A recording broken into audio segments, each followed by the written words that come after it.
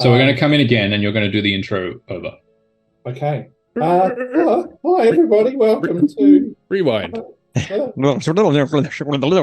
for those of you who check in on a regular basis, you know how much I screw the pooch on the intro most of the times. I actually nailed it. Sorry for the pooch.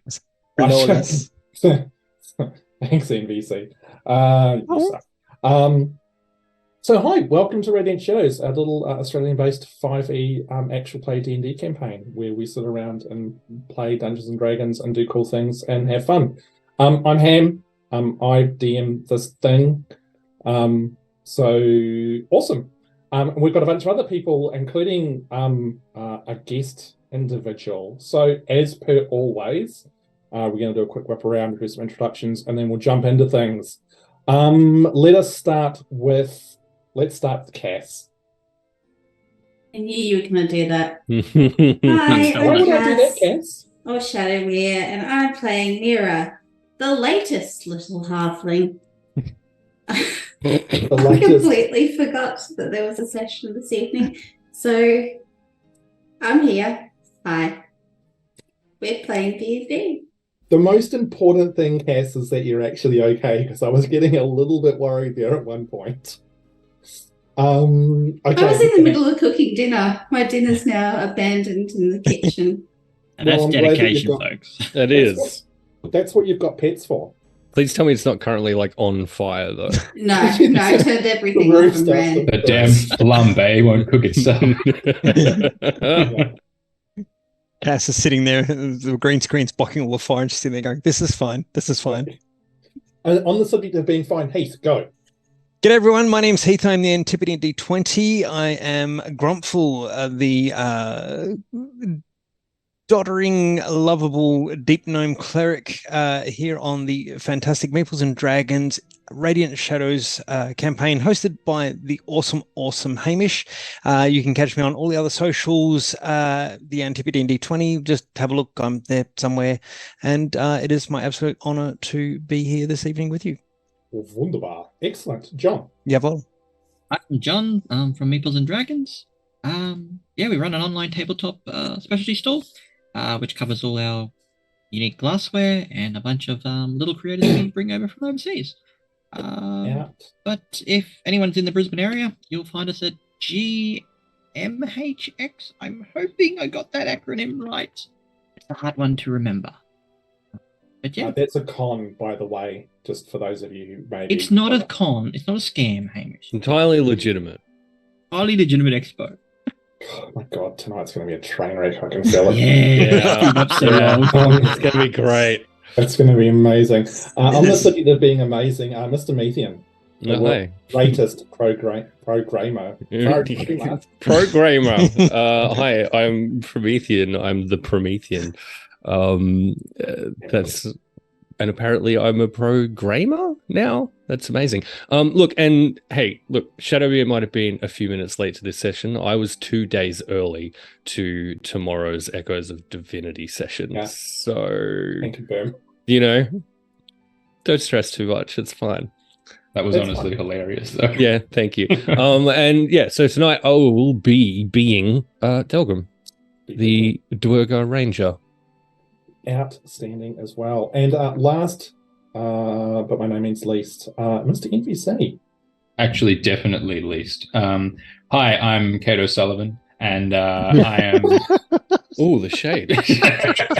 Wow. And I am in Melbourne currently for my amazing Fringe show. All of Us Roles Are Written for Men. Go and check it out if you're at Melbourne Fringe. Oh, wait, actually, that's not me at all. Hello.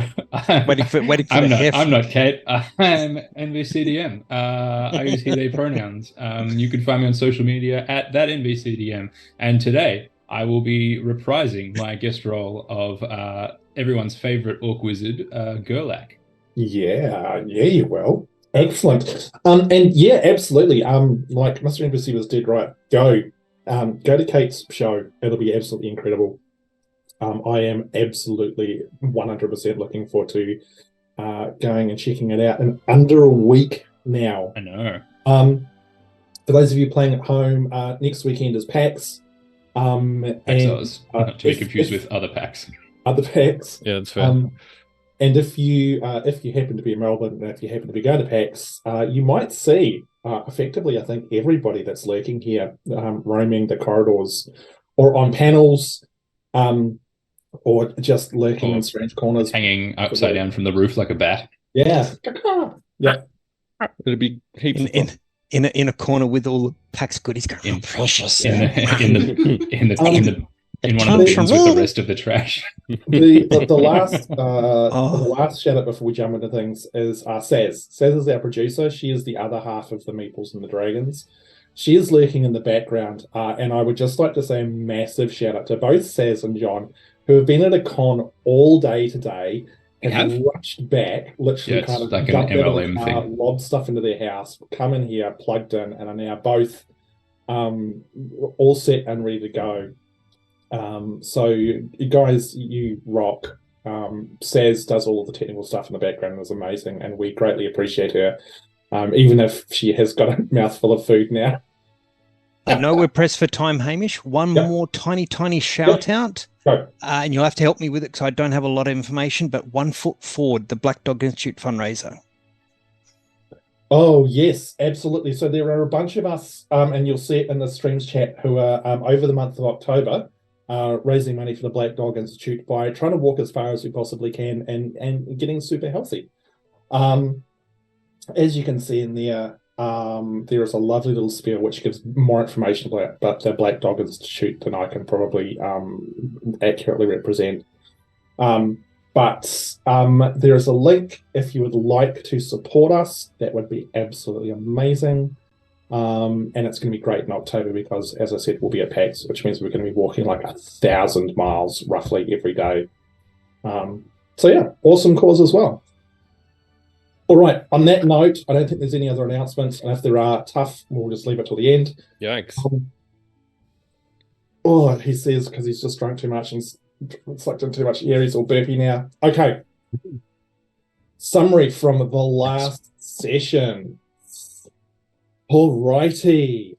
So, rushing to uncover the body under the trunk in the broken down caravan, Miera was relieved to find that the halfling was not her friend Bex, but unfortunately one of the other members of the Mystic Delirium. With this knowledge, the party continued their investigation of the scene, but were unable to discover anything else that gave them insight into what had happened here. Before finally heading off, Grumpfel took some time to lay the bodies of the deceased to rest, and with that, the party continued on. That evening, though, as the party settled to rest, Delgrim received a magical message from Valenta in response to a letter he had sent her when he was in Riverview. The next day, the party found themselves in the small town of Mountain View, and it was here that they parted ways with Taris, who headed north towards Iron Edge, but not before thanking the group for their help and expressing hope to see them in the future, possibly in Dalian's Rest. Restocking supplies, as well as acquiring bind scarves to help them fit in more with the local population of Kingsvale, the party moved on. The next 5 days' travel was comparatively uneventful as they made their way towards the looming shadows of the Scimitar Mountains and the gem mine hidden somewhere within its peaks. Cutting a wide berth around the Deadwater, the party finally arrived in Barleyburg, a small town known throughout Kingsvale for its various beers and ales. Making some inquiries as to how to get to Cragslate, the town closest to the gem mines, they were directed to talk with Misfortune May, an Earth Genasi on the outskirts of town who may have information they would find useful. Making their way to May's small cottage, the party once again demonstrated their unique approach to communication, with May quickly being insulted before Rowan was able to at least somewhat patch things up, and finding out that Cragslate had been abandoned over 200 years ago, and that only death awaited anyone who went there. Unsettled by the news, but not discouraged, our heroes made the decision to travel through the swamps rather than the longer trip around, which would put them at risk of encountering the Unveiled, members of Kingsvale society who were deemed to have no honour. And, as the sun set, the party made camp on the edge of the swamp, ready to begin their journey the following day. But I am now going to give everybody here, except for NVC, an option. Because we're going to pan the camera away from the swamps, off into a far different, distant part of the land, potentially, and focus on Gurlak. If you guys want to listen to the next 5 or 10 minutes, you are welcome to. If you would like to keep yourselves, I guess... In the dark. In the dark, yes. You are absolutely can just mute yourselves, and I will give you the appropriate hand signal when you can come back in and listen. Up to you guys, completely optional. I trust that you guys aren't going to metagame stuff or anything like that. In the spirit of Kate O'Sullivan's awesomeness, I will not listen to the stuff that my character doesn't know then. Okay. Yeah, same. Bum, bum, bum. Yeah, I think I will as well, simply because it's easier to play without knowing. Okay, all right. So since all of you have got headphones on, yeah, just take those bad boys off. And are we going to prearrange the hand signal to come back? Oh, guys, if you don't recognise the hand signal to get you guys back, then I'd be very surprised. Is it the one that's on the bingo card? Oh, God, John. I'm not sure. It's terrifying. You will receive the appropriate hand signal. All right. I'll give you guys a chance to take headphones off. Those of you hanging out in chat, if we could just respect the cast who've chosen not to listen and not put too much in there that might give them hints to what's going on. While everyone's got their headphones off, I just want to say how great everyone in the cast is. They're just all fabulous, fabulous people. And I don't think we say that enough. But it's honestly my honor to be here amongst everyone. It is. Look, I every time I play with these guys, I think about how lucky I am, and as awesome as it is to have you as well here in VC, I always miss having Kate here, because Kate's also an absolute blessing to have as part of this. It absolutely is a blessing, and it's my privilege to be here to absolutely wreck the campaign in her absence. Absolutely, it's going to be incredible. So anyway, it is late evening for Gurlak. Can you describe for us where Gurlak is and what he's currently doing? So Gurlak will be in his study at the Arcade Consortium, where he sees students, conducts most of his research and various other things. He's sitting at his desk by the light of a small arcane lamp and just going over some notes. The desk, of course, is this single large gnarled, carved from this big gnarled piece of wood. And he'll sort of be passing the evening quite quietly, poring over different notes, some of his grading student papers, as is required when one teaches at a consortium. As little clockwork familiar, the little bird, Finchley, will be sort of hanging out, probably perched on his shoulder. Yeah. So it's at this stage it would be it's probably still sort of late evening, sort of 9-10ish. Sort of most people have gone to bed. All the sociable people have gone to bed. All the sociable people have gone to bed. Yeah. And there would be a quiet knock on the door of your office. So Gurlak would look up from his papers, adjust his little pince nez on his nose, and come in. The door handle turns and swings in, and standing in the doorway, you see a very familiar figure. Barely 5 feet tall. In front of you is an albino turtle, very, very heavily stooped over, as if his large shell is almost sort of weighing him down. The skin of his face is pulled uncomfortably tight across his features, really accentuating the sharp beak that he has. One eye is milky white, but the other side of his head, about a third of it is actually missing. And there instead has been basically like a replacement made out of copper. And there is a singular eye socket there with an eye that's almost like it's got almost like a camera, like the little sort of reticle inside the camera. Like a little iris type thing. Like an iris, that's the word I'm after, thank you. Yeah. Which is moving independently of his other eye. And in the quiet, you can almost hear very faint sort of whirring and clicking sounds that you're quite used to hearing when you've encountered this individual. He's wearing these deep red robes which pull on the ground around him. And as he moves into the room, he almost looks like he's floating.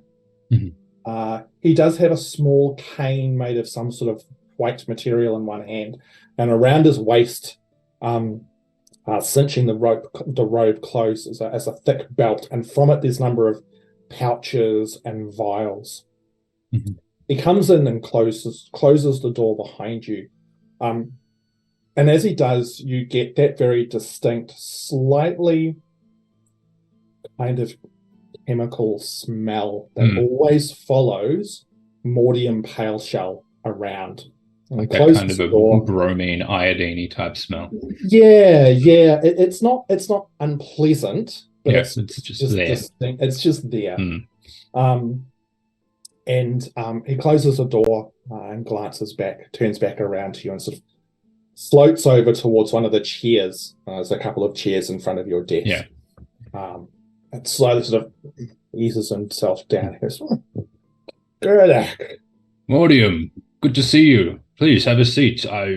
Would you like tea? I can put some on for you if you'd like. No tea. I just noticed that the light of your room was on, and I thought it was late, and just come in and see how you're doing tonight. Oh, that's right. We're working late once again, as you well know. Some of us like to burn the midnight oil, as the expression goes. And Chuck is familiar that there are certainly a few here which prefer the evening hours. I'm also one of them that intends to prefer that as well. It's much easier to get work done in the confines of the evening. Less people coming and hassling you, and less students, and even some of the other faculty members are less intrusive. Yes, and it's not as though I have anyone at home to go to, and Gurlak, I guess, would look sort of a little bit, just that momentary sort of glimmer of sadness kind of crosses his face. I don't suppose you've heard anything, have you? Sorry, dear boy, but I haven't heard anything at this stage. They have some people out making inquiries, but No sign of Bellowin, then? no signs at all. You know, it's unfortunately this has happened to a few people now. I was hoping that it wouldn't happen to someone you all were close to. Yes, well, it's certainly coloring to know what an excessive pursuit of certain lines of inquiry can get around here. This is kind of like you're like kind of like probing the situation a little bit. I'm gonna roll dice because I can. Love that for you. There is a slightly extended silence as you watch as Mortium watches you, and again it's uncomfortable because there's the one milky white eye which no one knows if he can see from it, but the other one is also just sort of moving around mechanically. It's not sensible to push these things, young Gurlak. You know this. I do, but I was also under the impression that this was an educational institution and that we should be constantly not pushing the boundaries, but certainly questioning them.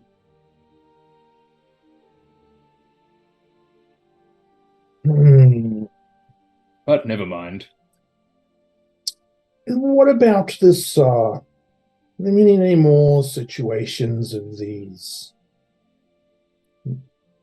travels of yours? I have talked with Staria about the halfling that appeared last time that you vanished. Yes. What was the name again? Rowan. Rowan. Yes, that's right. What yes. Staria said. Yes. That's right.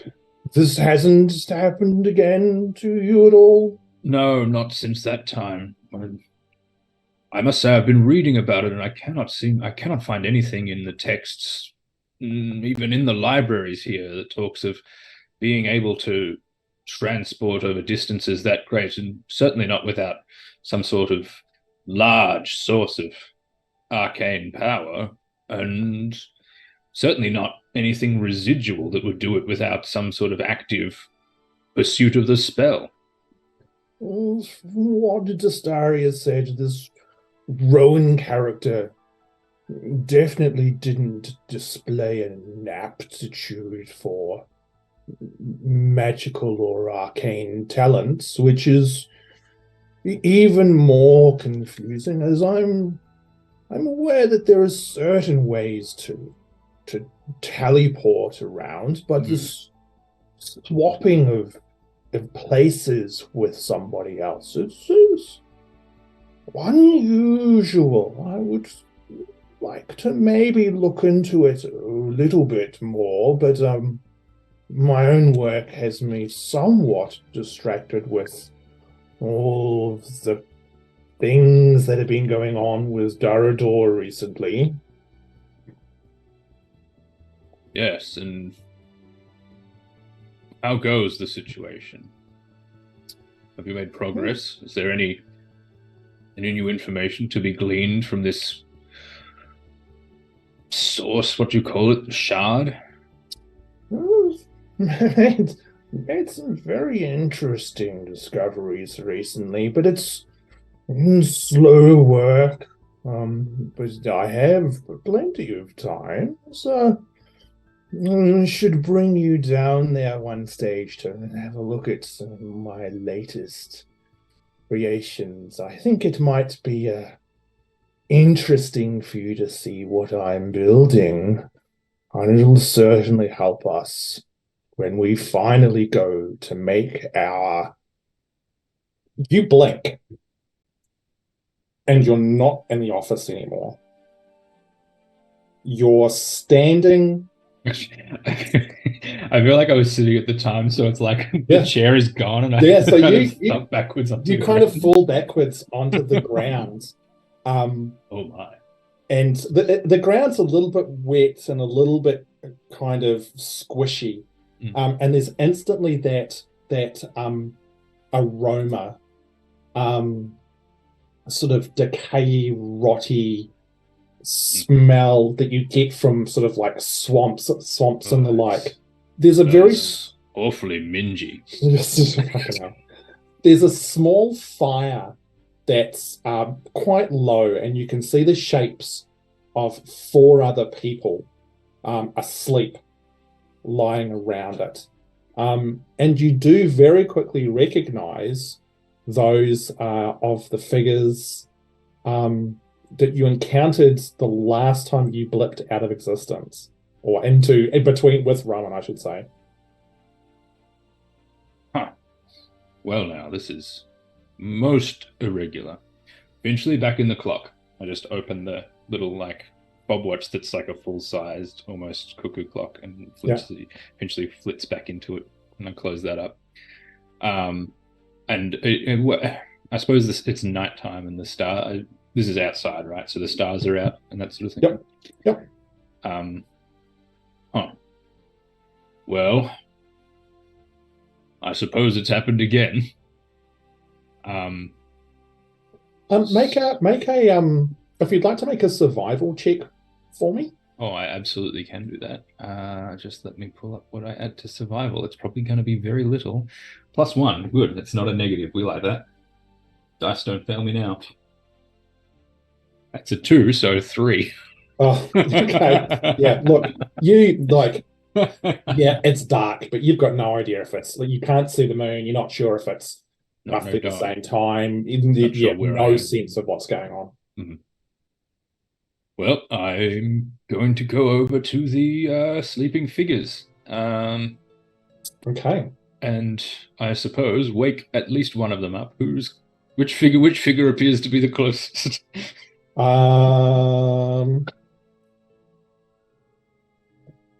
Miera appears to be the closest. Okay. So I guess, and in what manner is Miera sleeping? Are they like lying like on their side, or like face up, or like how do they appear to be? Well, let's get them back. Mm-hmm.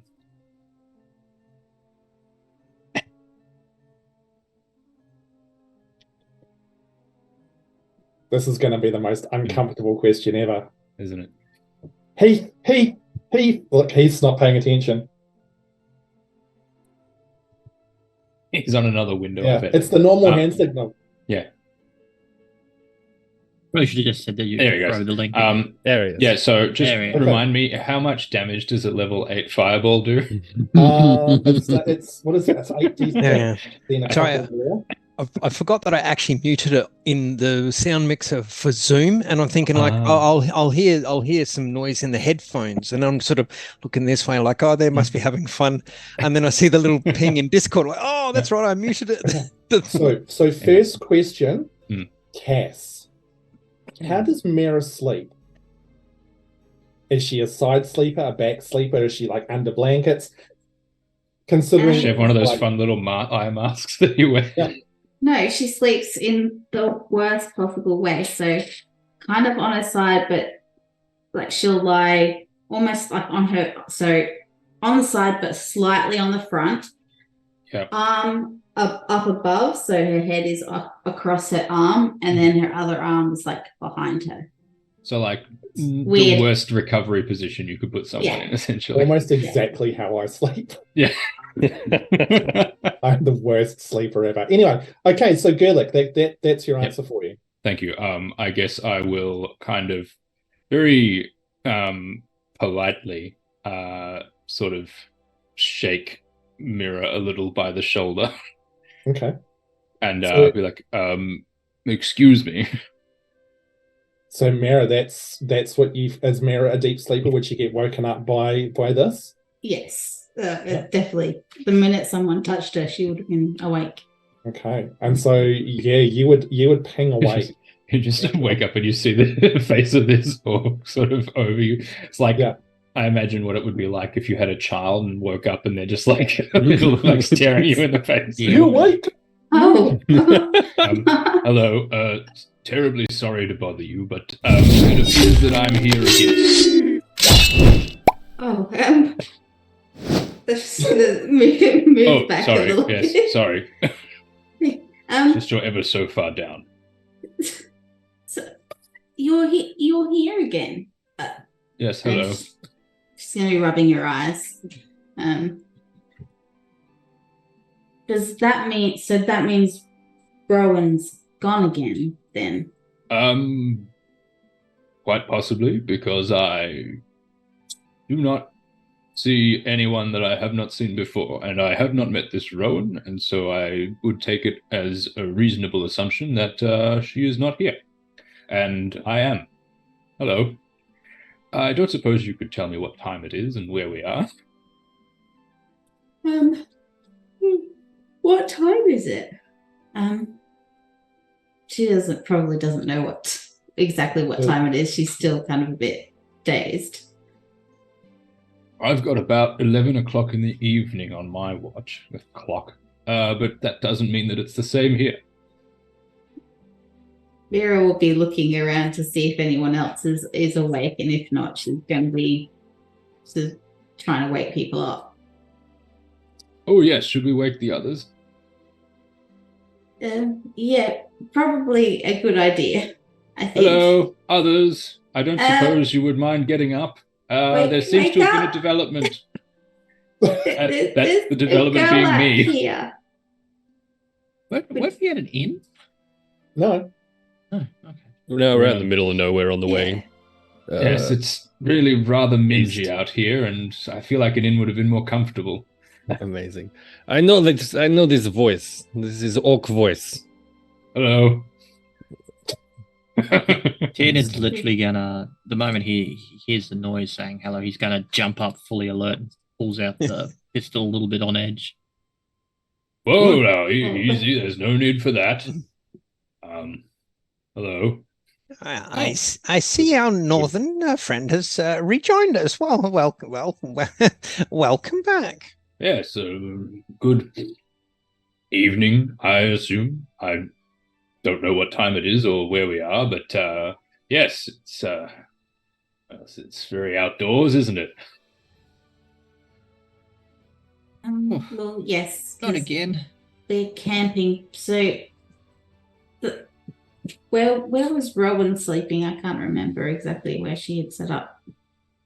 She probably would have been, maybe just off to the side of where you are. You I'll- can sort of see her, once again, her pack there. Yeah. So I'll be sort of looking around, just trying to just check. Yeah, she's definitely not there again. This is the whole exchange situation. Grumpfel will go over to join Cass and actually start looking for the ring to see if it's there. Can both of you make investigation checks, please? Oh, that's not going to be good. 18. Much better than my 11. 11. I mean, you guys sort of rummage around where Rowan would have been, and there's her pack. Anything else she would have have sort of set up beside herself before she went to bed. Of course, she was on guard, So she would have had most of her gear with her, except for just the stuff that she'd carry around. No sign of a ring or anything else. Okay. I admire your enthusiasm, but I can see from here there's definitely no one in that bedroll. Grumpfel will use the staff of the lantern and just cast a gentle light and start looking where. Well, he wouldn't have seen Rowan last if he was asleep, but where he likely would have been to look for. I can tell you that there is a very prominent orc-sized impression in the ground where I fell over just now. Kind of like orc butt. Not quite. I do realize that with your being here, our friend is not. But I don't understand how it works. But sometimes some of her things get left behind, and I find we all find it sort of our duty to make sure her things are put together and not scattered or lost this time. Yes, a perfectly reasonable thing to do for a friend. I admire your dedication to your companions. Good news is now we can put our things on mule. Oh, you have a mule. How delightful. Whatever a mule sounds like. I'd like to basically start stretching as if I have been woken up, rubbing my eyes very over the top, and then yawn loudly and walk over to Gurlak and say, "Oh, well, it is nice to meet you again, Gurlak," and put out my hand and to shake it with him. Gurlak would take the proffered hand. Thank you. It's lovely to see you again, too. When he does, Tiernan would like to look over his hand to see if he is wearing any rings at all, and whether or not any of those rings match similar descriptions we've had of Rowan's. Okay. Or the actual ring that we've held and seen. Yes. Gurlak, do you wear any rings on Gurlak does wear a ring. He wears a plain wedding band. Someone liked it.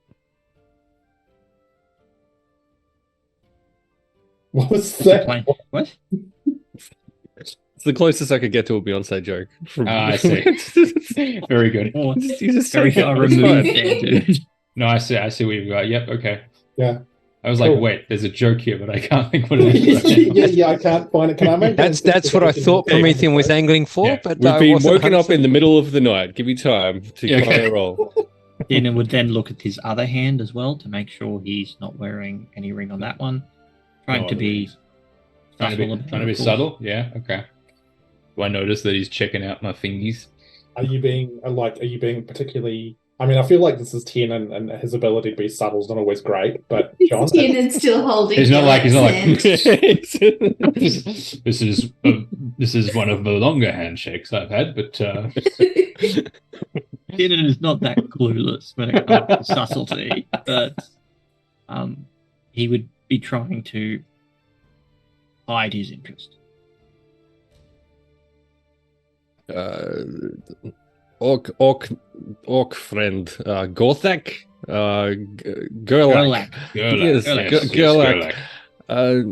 Just in future, if this Rowan swap thing happened and we all asleep, feel free to just take over Rowan's watch, and one of us will wake up and switch out in that time.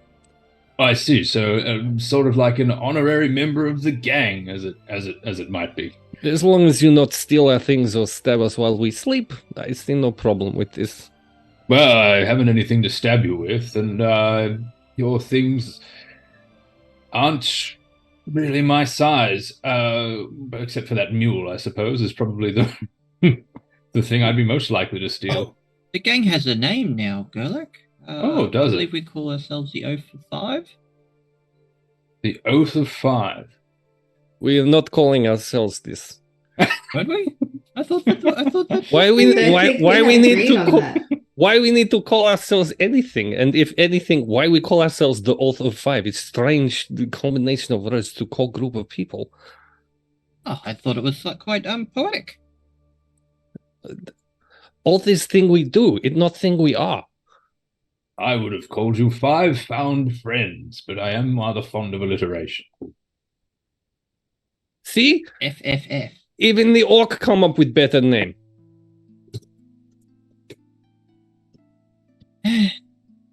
You get this a lot, Tiernan. Whose watch is it next?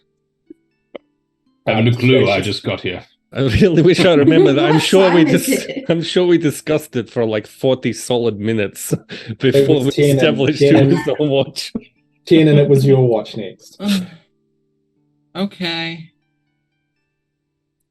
So you guys going to sort of return to your rest for the evening, are you? I would like to know, Gurlak, what were you doing before you turned up here? Oh, well, I was in my office conversing with a colleague, and mid-conversation I was here with my trousers rather damper than they were when I left, and all of you lot. So, well, that's going to be interesting. If your friend Rowan has taken my spot, there's going to be an interesting conversation to be had on that end. Oh. Good grief. But anyway. Would she be in trouble? Oh, I don't think so. Her appearance, if you like, is the product of some discussion at the consortium among those who are aware of it. One of them being the very colleague I was conversing with. So, although it would be a surprise, I don't think she'll be in any trouble. Oh, This so is other people are talking about the fact that Rowan keeps popping up. I mean, it's only happened the once, but now this might be very interesting indeed. Well, technically 3 times. Well, only once that I'm aware of. Twice. This would be second time. You aware of second time? Yes? I'm aware of it now, yes. Yes. Also one other time with different individual. Really? Now that is interesting. Lying, awful individual. Well, we don't have all the information yet, Delgrim. It's just she seemed to be telling some stories which didn't match up. She told us Rowan dead. This is lie. I'm to take it that Rowan was not in fact dead. No. Not if her entire hometown can be believed. Well, she Very seemed well. to imply that Rowan had died, as in past tense, like a period of time. So I don't know. died previously, Hmm. as in had been dead. Yes. Was late, as in the late Rowan. Yes. Indeed. I see. But that Most is not peculiar. important. You have been talking about a switch between yourself and Rowan. We have promised Yes. Rowan she does not understand why this is happening either. We discussed getting as much detail as possible if this happened again. Why are you here now? Tell us everything about the conversations you've had of this nature. What were you doing before this switch happened? What? Oh, I anything see. you can think of. Recalling you're asking me to recall details immediately prior to Yes. coming. Well, Well, perhaps have you had a chance to investigate this phenomenon yet? as a matter of fact, I have. I've been dedicating some of my time to studying many of the tomes that we have in the consortium's library, and although I can find descriptions of teleportation, one person moving to other places, I have no reference to this switching, if you like, where 2 individuals switch places, and certainly not over such a great distance as I assume this is. I mean, traveling all the way from the Empire to wherever we happen to be right now. I'm not aware of this geographical location. Where are we? We are somewhere near In between, Barleyberg. yes, in between Barleyberg and Cragslate. Maybe it's Kingsvale? Yes, near Scimitar Mountains. Scimitar Mountains, and you're camping out in the open this close to Kingsvale? Yes. No, Are you not afraid of bandit raids? should we be Um, afraid of they're- bandit raids? Bandits? Village Well- didn't mention anything about that. We traveled through entire Usurper Hills and did not have any issues with bandits. We seem to be on a lucky streak so far. Well, I mean, the Kingsvale is, I mean, there is with the great unrest between the Empire and Kingsvale. I'm surprised that you would camp this in the open, this close to the mountains, certainly. What kind of unrest? Well, I mean, how do you not know about the unrest? I come from different place. I not pay attention to things happening above ground until recent times. We are not strangers to unrest. We are kind of fleeing some other unrest, I guess. So it's more safe for us to be going to where we are going than staying where we were. What unrest are you referring to, Gurlak? Well, ever since the Shard Wars, the Empire has had its eye put squarely on this area for its rich resources. And, it's entirely possible that it's not entirely possible, almost certainly they're preparing some sort of military force to make a move at some point in the future. That's led to all kinds of border conflicts. So we move from one place of war to another place of war? I mean, everywhere. There's chances that war would break out anywhere at any given time, my diminutive, large-hatted friend. It's the Shard War. The Shard Wars, yes. Big war happened. Do we recognize this term at all? Miera, you can roll a dice if you would like. What about Tiernan? What about the guy with the word shard in his species name? Good to see we're on the same wavelength there, but I wasn't sure how to bring this up. You can also make a history check for me as well, Mr. Tiernan. Hate you, dice. Hate you. Do you want any out of Grumpfel or Promethean? Out of Delgrim, rather? I rolled a 14. Stop me if I'm getting any of my history wrong. Hamish. No, it's all good. You're going well. I rolled a 11. What was it? History, did you say? Yep. 12. I rolled a 19. Okay. I mean, Delgrim, you're pretty unfamiliar with this part of the world. It's not something you've heard of. Cass, Grumpfel, same for you guys. Something that you've never heard of before. Tiernan. Definitely, there has never been like anything of that nature in the history of Shardfall, as far as you're aware of. Tell us a little bit more about the Shard War, Gurlak, from the side of the Empire. Well, I mean, it's common knowledge, is it not? You're aware of the shard that fell, do you not? Yes. Yes, it fell from the sky and landed. Yes. Yes. Yes. Well, then the Empire, being with the Empire, decided that they would very much like the Shard and any potential arcane resources it would provide for themselves, and so they invaded the area surrounding the Shard, and then there was the Shard War, and most of the populace in that area, the Shardfell, were killed, and the remainder become the subjects of the Empire. That Shardfall is a part of is a residual territory of the Empire. So Tiernan, for your edification and your historical knowledge, you do know that quite some time ago there was some kind of conflict with the Rendarian Empire, never known as the Shard Wars. It was what ended up producing Cathar Baal. But everything else that Gurlak is saying is 100% foreign. Wait a minute, Gurlak.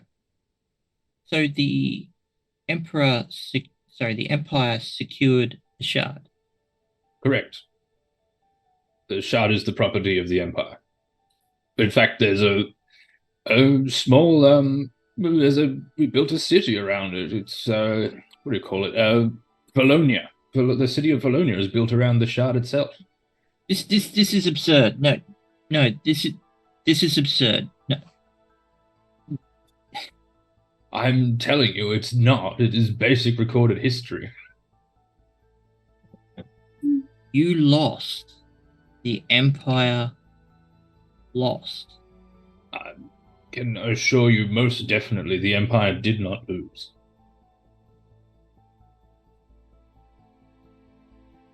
Although, of course, that's now created extra conflict with the areas south of Shardfall, because, you know, the Empire turns her eye towards them. What is the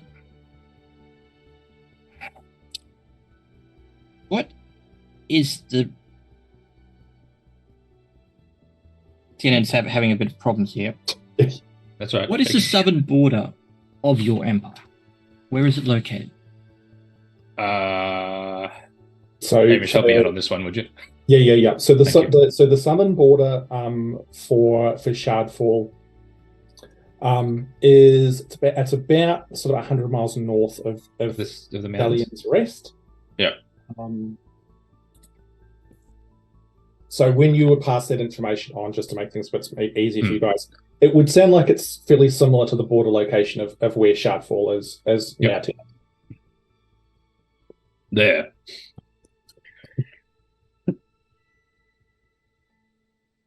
Okay. Are you feeling all right, Gurlak? Other than slightly damp and relatively unaware of what's going on, I think so. I don't feel like I hit my head when I fell over before. Tiernan, all my limbs seem to be attached. I've not seen you this confused. What is the problem? I take that back. I've seen you that confused. Can we just have a quick moment? Just a private moment with Would you like to sidebar with your friends? Yes, if you'd be so kind. Yes. Well, that's fine. I'll just wait here, I suppose. If you like, you can wait with Mule. Oh, thank you. Yes, I would. Does the mule have a name? Mule's name is Mule. Okay. Hello, Mule. I go over and pat the mule. The mule just looks at you. Yeah, getting this whole Shrek vibe. Yeah, prepare to speak with animals. Somebody once told me the world was going to roll me. Okay, I'm assuming we're alone. I think we're alone. Look how much fun he's having with this. That is disgusting, sir. Tiernan, something is plaguing your mind. Feel free to share. Well, Grumpfel, what do you consider the southern part of the Rendorian Empire? My experience with them is this is the first from the Empire I believe I've met. It's the southern edge is far north of here. I haven't been there myself, but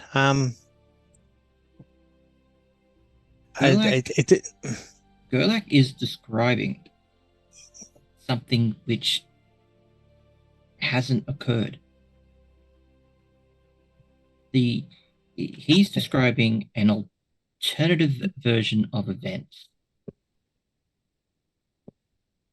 The southern portion of the Rendarian Empire stops at and Hamish, I can't remember the name of the mountain range. What's that mountain range? The Arathi mountain range. Yes. The southern border of the Rendorian Empire is on the Erathian mountain range. Mm-hmm. It's not north of Kingsvale, north of Delian's Rest. You're talking about almost half a continent away. What is the north? What if this constitutes, if you're saying that their southern border is further north than what he's saying, what area of overlap is he referring to? Is he referring to where you're from? Is that why your distress? He's He's describing that my home, my entire region, my entire people, my entire nation doesn't exist. That is quite strange, but now we have common factor between visitations. I failed to see the visitation. If Gurlak here saying something that is not true from your perspective, Thea also told us something not true from Rowan's perspective. This is common ground between two visitations that have switched with Rowan. Alternative series of events. What do you mean? These words make no sense to me. What if Thea didn't lie? What if her version of events is true to her? And what if Gurlak's versions of events is true to himself? And our version of events are also true. But how can you have three versions of events? Simultaneous events?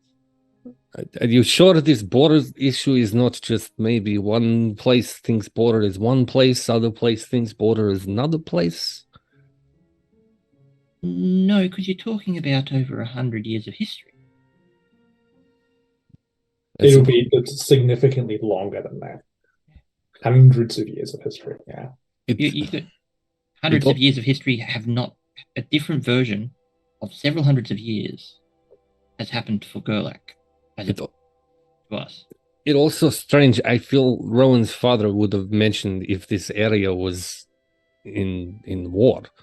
He would not have been so happy for her to come to Kingsvale at all, if this was the case. So you're saying Gurlak is from a place where there are different history, different places, different event? What? A different version of these of events of reality. So from the sounds of it, this is pretty high end stuff that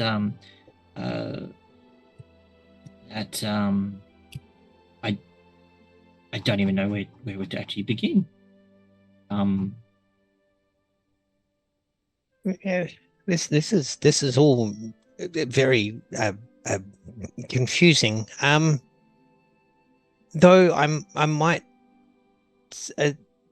Grumpfel will just kind of turn and look towards Gurlak's direction and say, Gurlak, if I may, what year is it?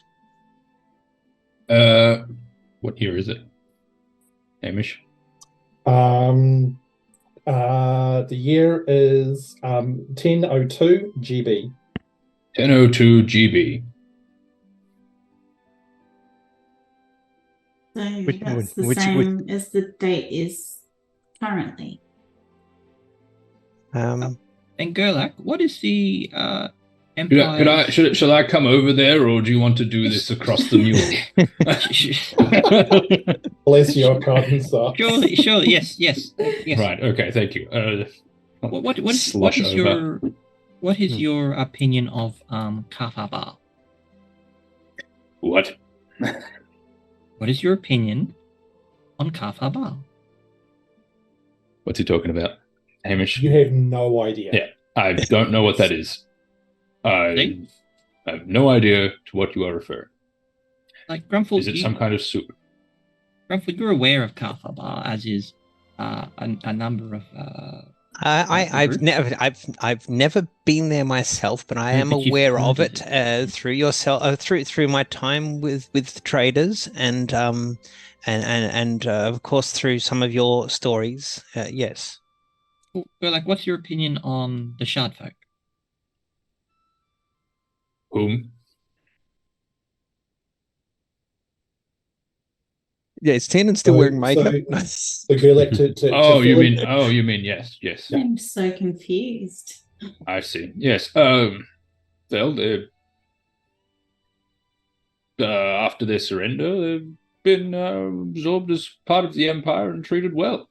As far as our knowledge goes. Part of the to surrender. Okay. Yes, suffered absolutely devastating losses during the Shard Wars and eventually surrendered to the Empire. And then became the Empire's subjects. This happened a long time ago. Gurlak, in your discussions of the transposition of yourself and Rowan, Yes. did you and your colleagues consider that it not just a shift of yourself and Rowan in distance, but also in what is the right word, Tiernan? What word are you looking for to explain this? Like a Different versions of reality. like what? Tiernan, are you saying like history being rewritten? Or like different versions of the same timeline.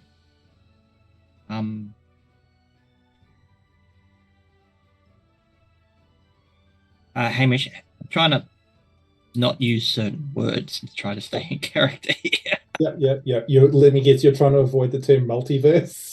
And alternate realities and We need to travel back and get Gray's Sports Almanac. Well, yeah. Look, I mean, alternate reality is like as a legitimate term. Like that's a legitimate concept to say there is, using a term like multiverse is a bit. No, I wouldn't use that because Marvel's just consumed it like the giant out of control beast that it is. Do you mean another plane of existence? Same plane, but a different version of events, like an alternate reality. Whereas in your version of events, the Shard folk surrendered. In our version of event, Shard folk left. They did not become part of the Empire, and the Empire has not established the southern border. In the other person's versions of events that has swapped positions with Rowan, Rowan had passed away years prior. The only common element here is different versions of the same event, like a different version of realities, alternate realities. Have you postulated that perhaps you are jumping through different versions of reality?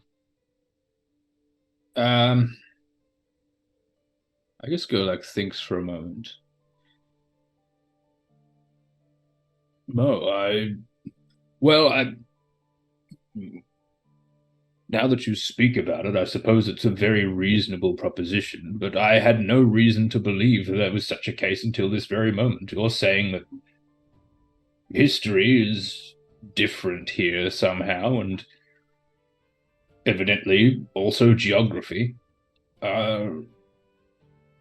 So no, I hadn't had reason to consider it was anything other than a geographical shift until this very evening. Neither did we. This is most interesting. Is interesting, but is hurting my brain. I feel like you need the rest of your nap. I think I would like to go back to sleep for a while. Maybe we talk about this during daytime and continue our journey. Well, it's my watch. Gurlak, would you'd like to spend some time on watch discussing this? Well, I wasn't inclined to go to bed at the moment that I had. At the time that I was when I came here, so I'll stay awake for a while. That's certainly fine. Since I've already served the end of my watch, I suppose. Or the mule can sub in for me if you would like. No, mule has become my pillow and blanket and each source for sleep. It's very nice. I assume you mean cuddling up next to and not inside of. Not inside. How do you get inside mule? You never go full tauntaun. I mean, suggesting that a mule is a blanket is a very odd thing, but you are different. So your ways are not our ways, I suppose. Delgrim's just going to kind of shrug and head back to the bedroll and or mule. Or. Yeah, and we'll just kind of like snuggle in towards his belly kind of thing. Like an animal handling check. Yeah, it's okay. Immediately gets kicked in the head. Yeah, I was really worried about that for a second, but it was an 18. That's fine. You and the mule have got a mutual understanding. A mutual understanding. Now. Mule. Well done. Okay, so the rest of you go and endeavour to get some more sleep while Gurlak and Tiernan stay up for the next watch. Were there questions that Tiernan actually had, or?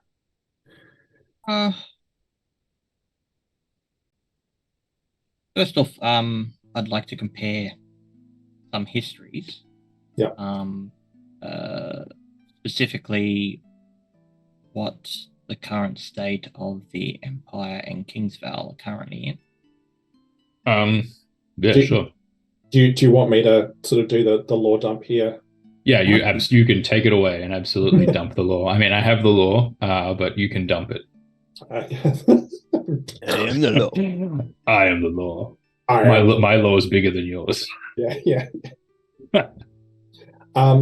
So in a comparison of notes, it would seem that the conflict happened around about the same time, which was about sort of 600-700 years ago. Of course, Tiernan, in your sense of things, the Empire was defeated, but only just, which is what resulted in the creation of Cathar Baal, because concerned about what would happen to the shard if this happened again, and the potential risks. The people of Shardfall decided to basically create a city that could just whisk the shard away and constantly be on the move, which would make it harder to lay siege to. Where Gurlak is from, the conflict was very close, but the Empire did end up winning in the end. It took a fairly significant amount of time before Shardfall was sort of properly inhabited by the Empire, because it is a distance away from the Rendarian Empire itself, and getting there is not super easy, which is what were part of the issues with the conflict made. But the other thing that would come out amongst all of this is that you are currently in Kingsvale, but from where Gurlak is from, Kingsvale is part of the Kingdom of Darador, which used to exist. The breastplate that you're even wearing is of a kingdom that used to exist, but doesn't exist anymore because of the Sundering Wars, which fractured these duchies into the 5 duchies, and they've never reunited. And that the Kingdom of Darador is very, very well established, and that they're at the forefront of defending the borders from basically the Empire. There's been various conflicts over the years, some more significant than others. It has been quite peaceful for some time now, though. And again, this is sort of information that Gurlak would know, and that would probably be about it. Quite fascinating, Gurlak. And just, I guess my final question was, what did the Empire do with the shard? Well, they built the city around it, whose name that I have just forgotten, but I read it. Valonia, that's right. They built the city of Valonia around it, and they study it. One of my colleagues. In fact, the very colleague I was speaking to before I came here, Mordium, is in charge of studying the shard and its properties, and, well, rumor has it, using it to create an army to eventually launch an assault on the southern duchies, where we're standing right now. Oh. Oh, okay. And there's been no evidence of what they've discovered it's useful? There's plenty of evidence of it's useful. My understanding is limited. I have not studied it myself, so I only hear of things in passing, but Mordium is using it to create automata. He calls them, well, the latest he calls shard golems. These great automatons powered by the shard itself.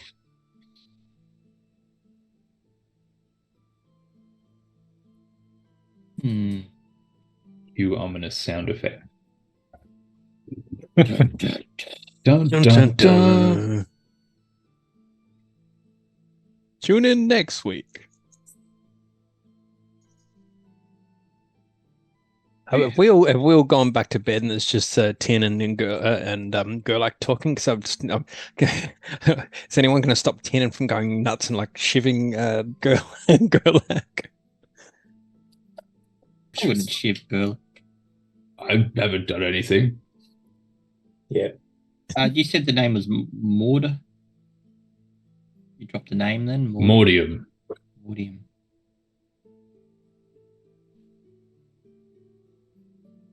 Okay. Well, thanks for the information, Gurlak. I have no idea why your presence seems to be tied to Rowan. Your guess is as good as mine.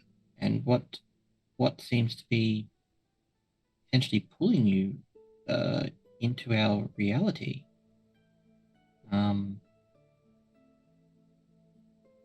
Is there any other common element you could possibly think of? Not that I'm aware of, but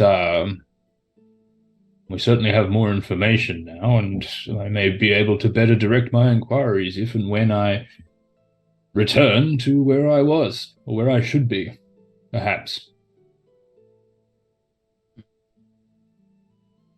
Okay, well, yeah, and Tiernan's probably going to stop it there. He's not going to delve too deep other than that. Or too greedily. I don't reveal much, except comparison of histories. Yeah. Cool. Okay. Well, in that case, the rest of your watch would go uneventfully, and you would then be going and waking up Miera, who's next, who would sort of be very, very sleepy. For those of you playing at home, Cass has just had to quickly pop out. And Miera would happily take over the watch, leaving everyone else to go to sleep. I would attempt to retire into what I assume is a much too small for me bedroll. It's like the bedroll sort of covers like both of your legs up to about your knees. I would like to use enlarge reduce to enlarge the bedroll. Yeah, awesome. I love it. Absolute best use of spell ever. Perfect. Suddenly it's too big. It's just like use it on the mule so that you and Delgrim can share the mule. Share a giant mule. Oh, I'm definitely doing that later. Okay. So the rest of the evening passes uneventfully as you guys go through swapping out watches. I'm not sure if there's anything anyone wants to do in particular during their watches.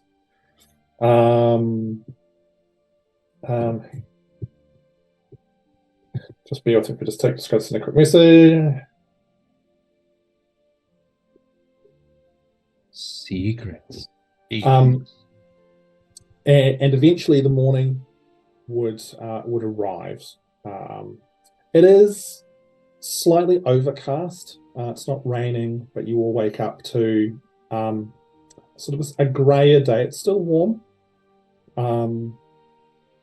The lingering smell of the swamp not too far off, sort of filling your nostrils. You can hear, even from this distance, you can sort of hear the sound of frogs creaking, of flies buzzing, as you guys prepare to continue your journey onwards. Is there anything in particular you want to do sort of first thing, or did we have a fire going overnight at all, or no fire? I assumed you would have had a small fire going. Yeah, then usually Grumpfel has the last watch, so he will at least have coffee for everyone in the morning, because I think we need coffee to get our head around the night's fun.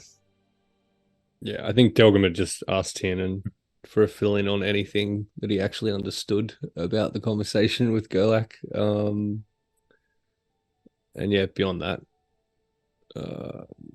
Gurlak, are you happy to come with us on journey? We are going to be traveling eastways into mountains. I mean, it seems like the sensible thing to do, if indeed I am to exchange places with your friend Rowan. It is better that your friend Rowan is with you, and therefore it is better that I am with you if and when that happens. But where are we going?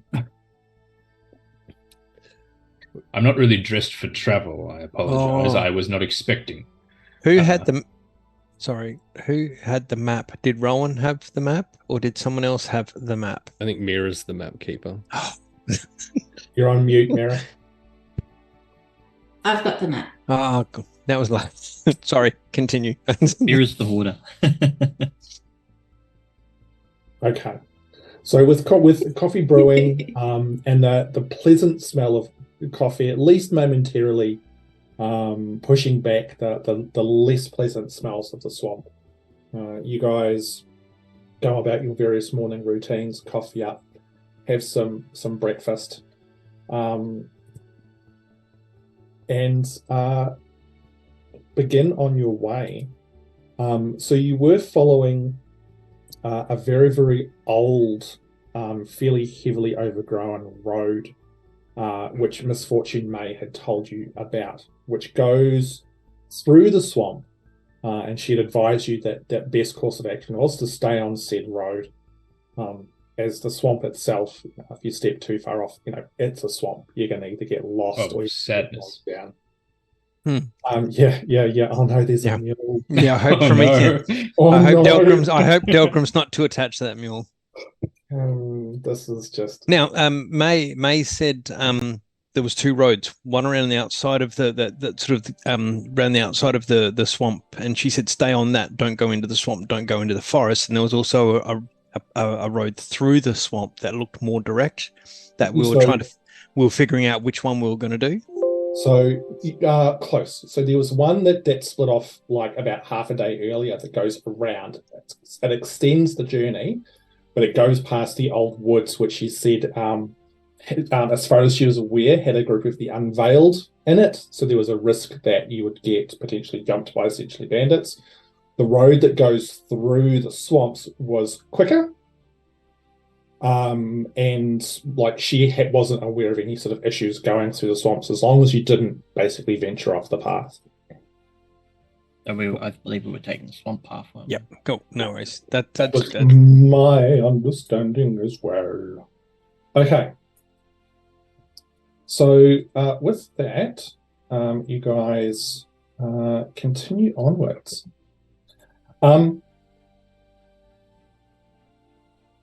As soon as you sort of get to the very edge of the swamp, the buzzing and the insects instantly become a nuisance. Just the drone, constantly feeling something like biting you. There's a constant sort of like touching of bugs on necks, any sort of exposed skin. It's horribly uncomfortable. Every now and then there'll be like a screech of a bird off in the distance or some other creature, who knows what. and there's just that kind of that horrible sort of the sound of like dripping water. There's a very low mist which swirls gently throughout all the dead trees that stick up from the water. And as you can tell, like the path there's a few other small patches of sort of slightly raised ground from what you can see. But in between those, there's large expanses of open, dark, fetid water. Do anything about these insect guys? And it's like slapping his face and hands and so forth. Can I get a marching order, please? I think Delgrim will be up front doing the ranger thing. Yep. Tiernan wouldn't be too far behind him. Muling around. Who's leading the mule? Who is leading the mule? So Can I be on the mule? you can totally be on the mule, but you'll be responsible for the mule while you're on it. So I think we probably would have discussed that beforehand before heading out. But like the mule isn't great to have for scouting. And so whoever is happy to then kind of manage the mule is entirely welcome to do so. So Grumpfel's not bad with animal handling. So if Miera wants to be on the mule, Grumpfel will lead the mule while Delgrim's up front. Okay. Avoiding his new pet owner responsibilities. So they've got Delgrim, Tiernan, then what, Miera on the mule? Yeah. Being led by Grumpfel. I suppose I'll bring up the rear, as it were. And Gurlak coming from behind. Please don't say it like that. Only after about half an hour's travel, your boots are wet, and it's already seeping through the material. Especially you, Gurlak. Like you definitely didn't bring your traveling shoes. In fact, I'm not even sure what you would be wearing on your feet at this point in time. Regular shoes. Regular shoes. So they would just be like, there's been at least twice that you've stepped and like you've gone sort of halfway up your ankle into some mud. Oh dear. Okay. Hey John, can you roll a d20 for me? Why would you want me to roll a d20? Because I respect you, buddy. 10. 10? Okay. It's late afternoon. And based on what you've been told, it was going to take you. Let me just get my little ruler here.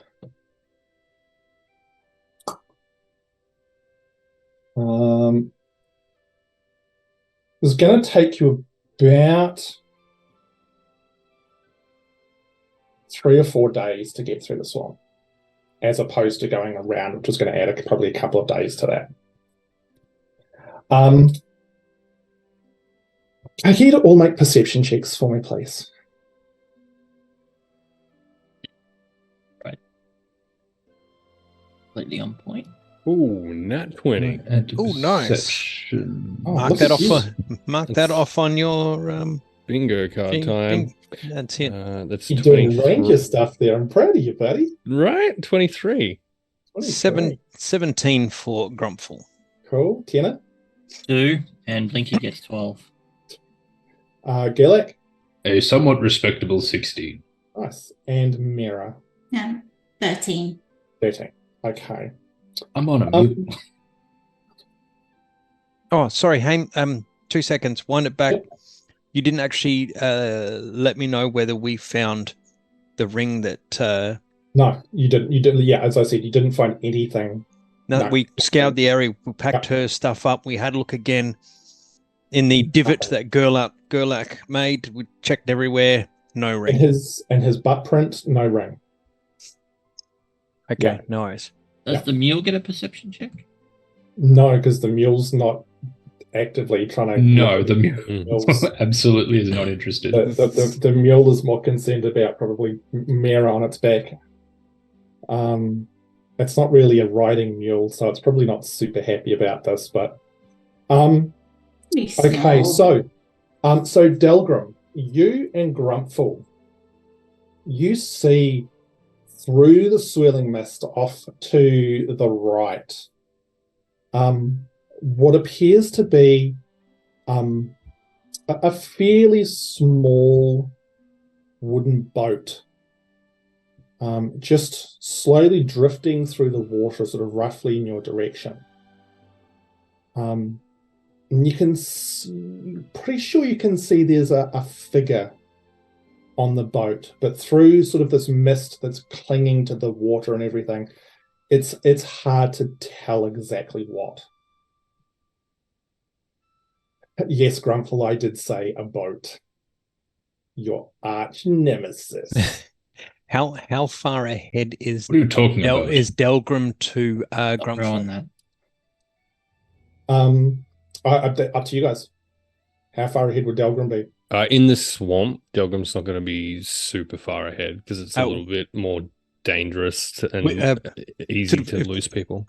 Not the magical spell whisper or message or whatever it is, but would Delgrim be still sort of with that whisper sort of distance ahead or out of earshot? Yeah, no, within earshot just for safety purposes. Then Grumpfel would sort of and then say the undercommon word for boat.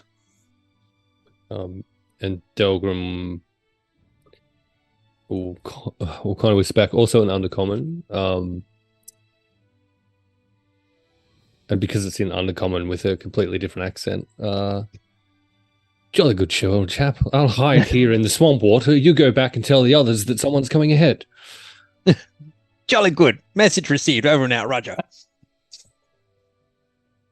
We've descended into a reprise of Hello, Hello. Fucking Delgrim's undercommon accent is now is some kind of pompous British. Oh my god!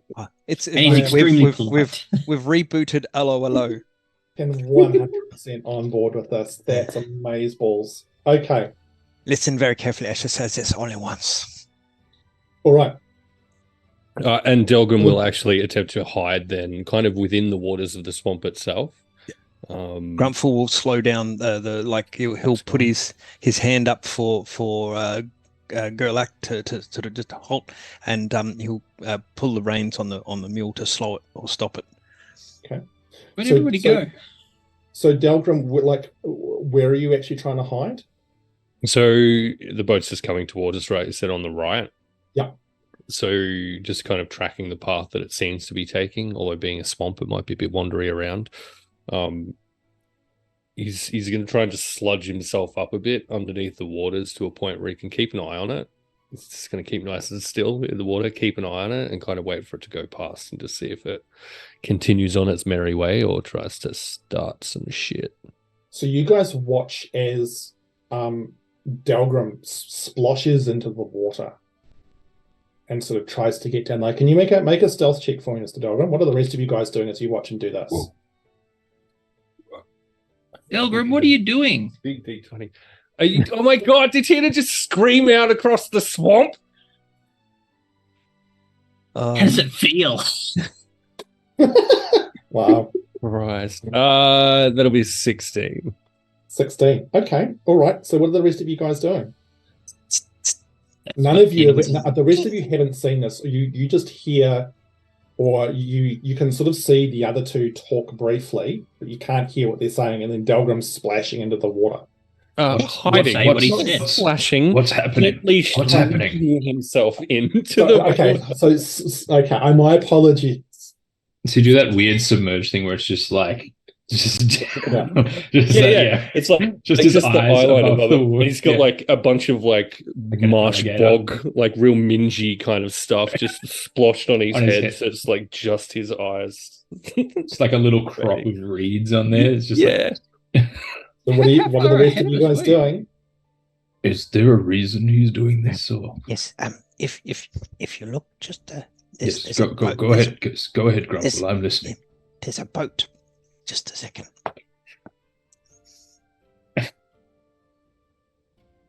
And so they're just loud enough that both Gurlak and Tiernan hear that.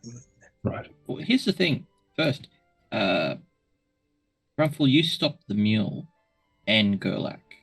You didn't actually stop Tiernan. You didn't actually say anything to Tiernan. Oh. But Tiernan kept walking. That's right. Tiernan's ahead of me. I thought he was Yes. beside me. Oops, Yes. my bad. Did Tiernan not see Grumpfel just? Because I thought Delgrim just descend into the He swamp. just saw Delgrim start descending, and I don't know how far ahead of you were.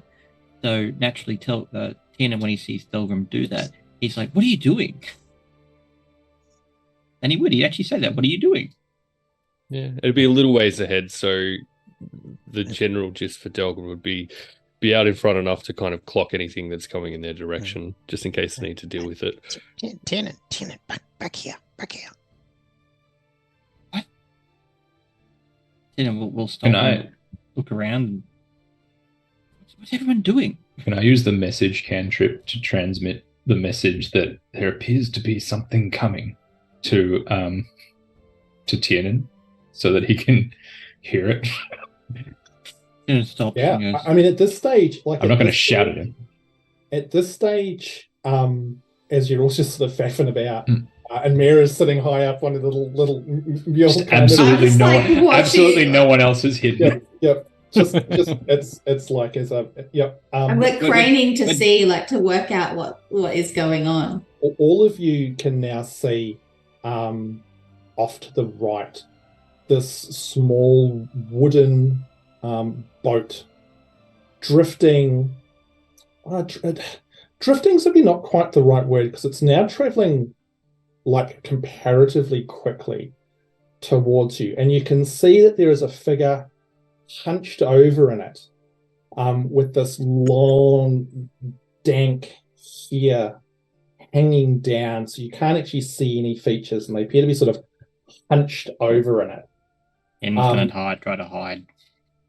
And you can now hear over the croaking of the frogs and the buzzing of the insects, sort of this very low kind of wail, almost like if someone sort of a wail of woe, shall we say? Like a whale, like an actual whale. Not like a. It's not like it's that like this. That's not like the white noise. Wait, I've got this. Do you speak word? Did Tiernan literally like drop to the deck? You know, as if. Yeah, I mean, you can drop down into the mud. Absolutely, you can. And attempt to just hide. Yeah, I mean, sure. What are the rest of you doing? Grumpfel leading a mule with Miera on the back and a rather large Gurlak beside him. I don't think we're slumping into the mud or hiding anytime quick, unless Gurlak's got some tricks up his sleeve. I think we're kind of just standing still and seeing what presents and unfolds. Well, that's can I would like to. Can I use? Oh, actually, I'll tell you what I want to do, and you tell me if it's going to work. I would like to get out my little collapsible wand thing, and I would like to just quickly like whisper to Finchley, my little mechanical bird. It's like, I'll be needing the shard, my friend. And there's like a little latch that opens on his back, and inside is a little what color is it again, Hamish? A little fragment of like crystalline type thing. It's a blue, I believe. Blue, yeah, little blue like crystally thing. Quickly take it out, pop it into the end of my collapsible wand, and I would like to cast invisibility, but I would like to use some of the charges in the stone to cast it so that I can upcast it so that I can make the remainder of us invisible. Ooh. Is there do you have to touch people to do it? Is it a range? Invisibility is a touch, but I think we're all kind of here. Delgrim's hiding. Tiernan's hiding, but I think the rest of us are within touching distance to me. Yes. Miera and Grumpfel. Yeah. Okay. And the mule? No, the mule's fine. It just looks like a mule in the swamp. No one will think anything wiser of it. John, I need Tiernan to make a stealth check for me, please. Yeah. 30-20. 20? Okay. Out of curiosity, I need to mark off some of those charges. Did Tiernan see any of that, or is he too preoccupied? So they are all behind you. Everyone else So did, but probably it not would be Tiernan. up to you. Hmm? It would be up to, like, would he be focusing on what's behind him, or would he be face down in the mud, focused on what's coming towards you? He'd be focused on the thing in the boat. Okay. That's what you focused on then. I know you can hear this echoing through the swamp. As Gurlak, you cast invisibility. Yep. There is a flare, a very brief, very, very brief kind of flare from the shard on your wand. Mhm. As the three of you just blink out of sight. What are you sort of staying where you are?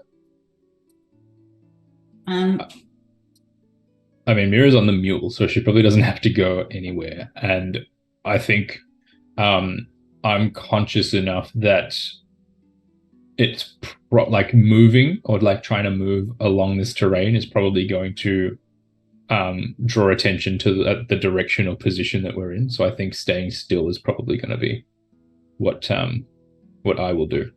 Okay. I'll stay on the mule. Okay, and Grumpfel? Yeah, considering he didn't realize that Gurlak was going to cast this, he's not got any cause to move anywhere, I guess. Okay. The this little boat drifts towards you all. And the sound. Don't be suspicious. Don't be suspicious.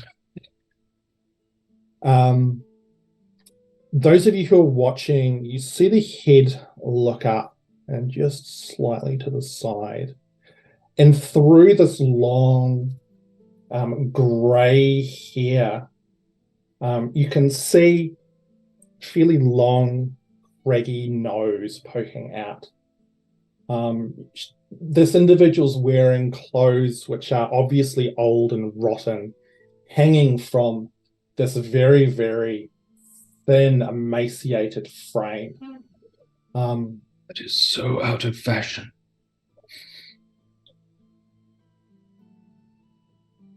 I need to... Oh no, I made him roll a dice.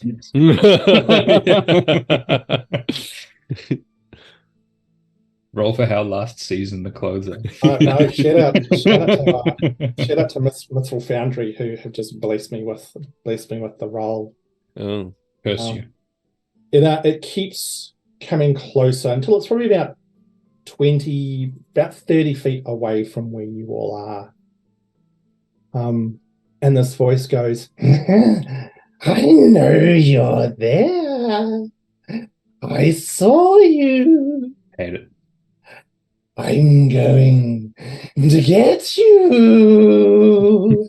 I hate it. Grumpfel's going to... I hate it so much. And as you watch the boat as it gets closer, Oh no. starts to rise out Oh of the water because it is sitting on the back of something. Oh no, that's even worse. Oh no. Massive shell is this huge, giant turtle emerges out of the water.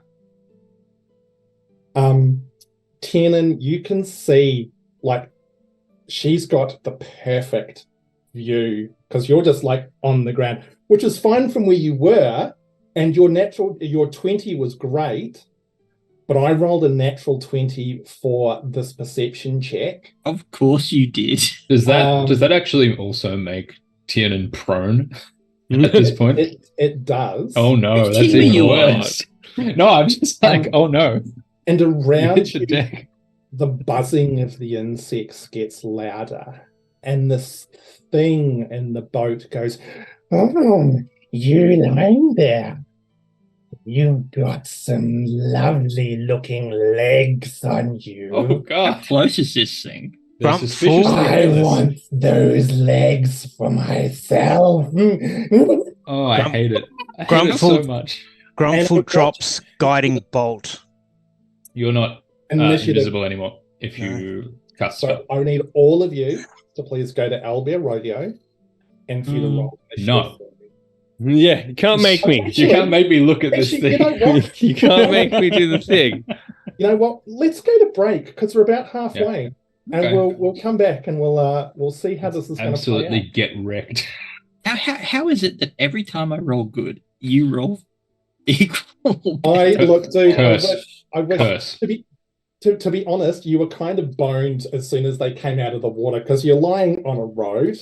But it was a nice, like where you were, it was fine. But yeah, Is Delgrim still successfully hidden from this psychotic boat creature? You will find out when we return. Yeah, okay. All I can imagine is that there must be very deep swamp, like very close to the road. What sort of turtle does it look like? Is it a snapping turtle? Is it- like is a it wearing long neck turtle? Is it wearing an orange mask and carrying a pizza? And nunchucks. Yeah. Mm. So Gurlak dies. We'll come back after the break and we'll find out what happens Not to the rest again. of the party. Incredible. All right, we'll be back in 5-10 minutes. Little Pip.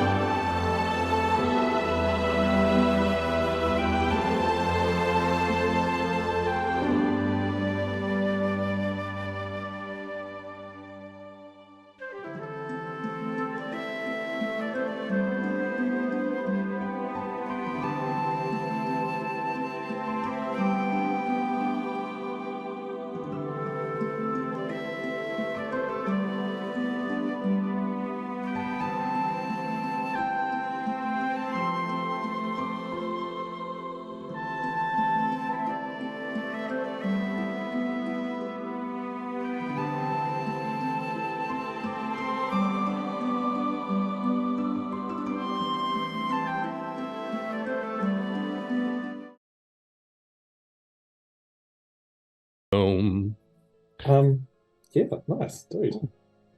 Yeah, hi, welcome back. We're playing D&D, and Allegedly. shit's gonna get real after a few interesting little revelations at the beginning of tonight's stream. The Book of Gurlak Revelations. Yeah. That's see the the spin-off show. episode title sorted. So we are like literally diving straight back into combat. Splash. We've organized all of our initiatives. Everyone has placed their markers on the map according to where they feel they should be. Is that all correct? Yeah, Well, pretty much. Yeah. Sure, let's say that's correct. 100%. Okay.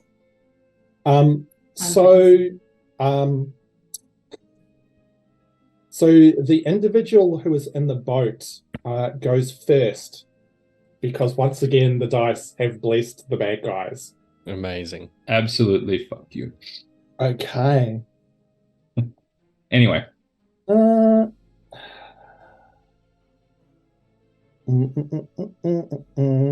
So you guys notice that all of a sudden around you, the drone of bugs has got significantly louder.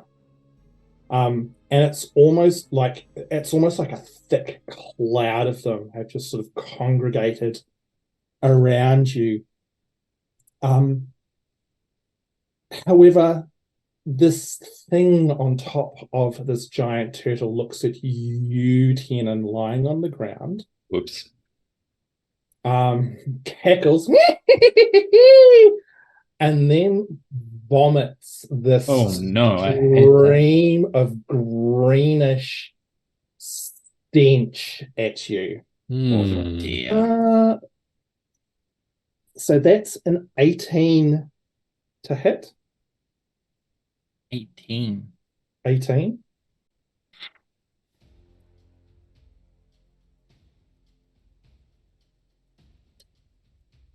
Building the drama. Who's it hitting? I don't know. I'm waiting. I was going to cast shield. You're going to cast shield? As my reaction. Okay. Yes. So at the last moment, there's this glow around Tiernan, and this stuff splashes across it, making this terrible hissing sound that just splashes away from you, Tiernan.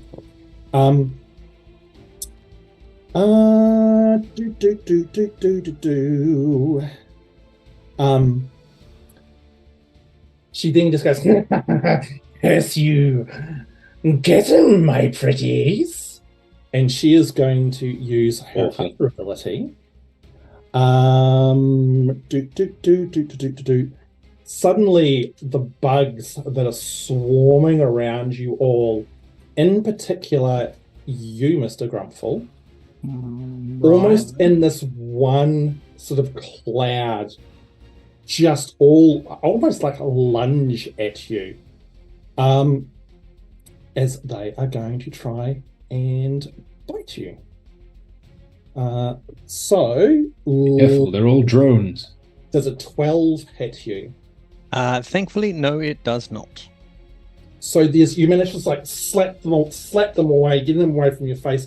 Like a couple, you feel like sting you very briefly, but doesn't do enough to cause any kind of damage.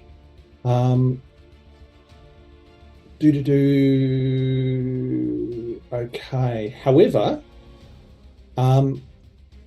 you do need to please make for me a wisdom saving throw.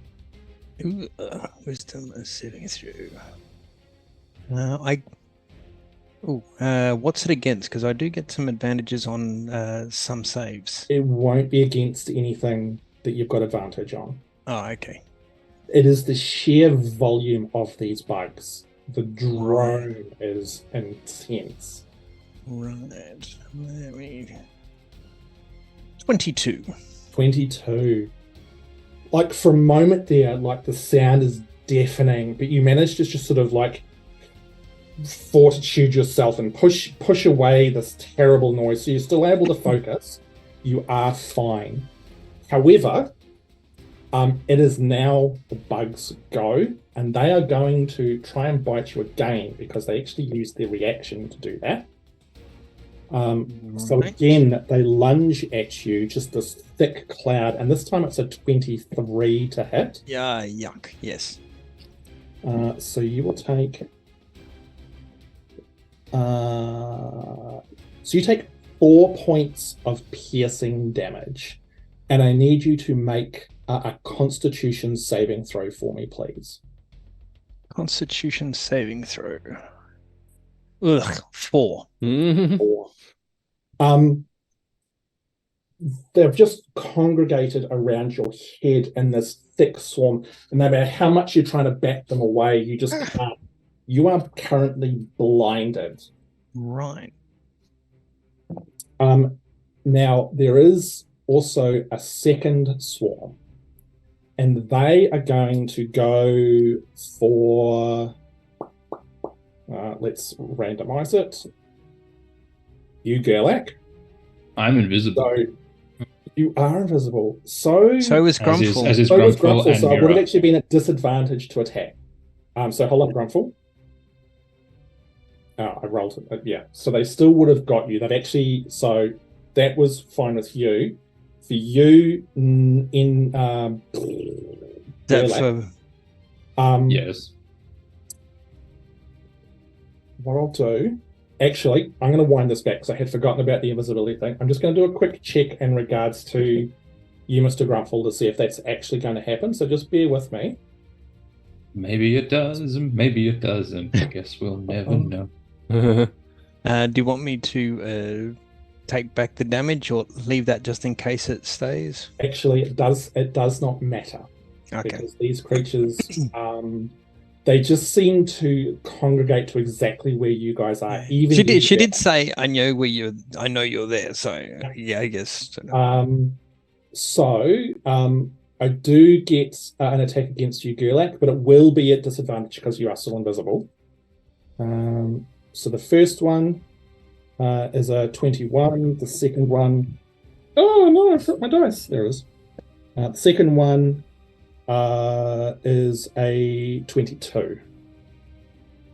I'm sorry, were those to hit? Yes, they were.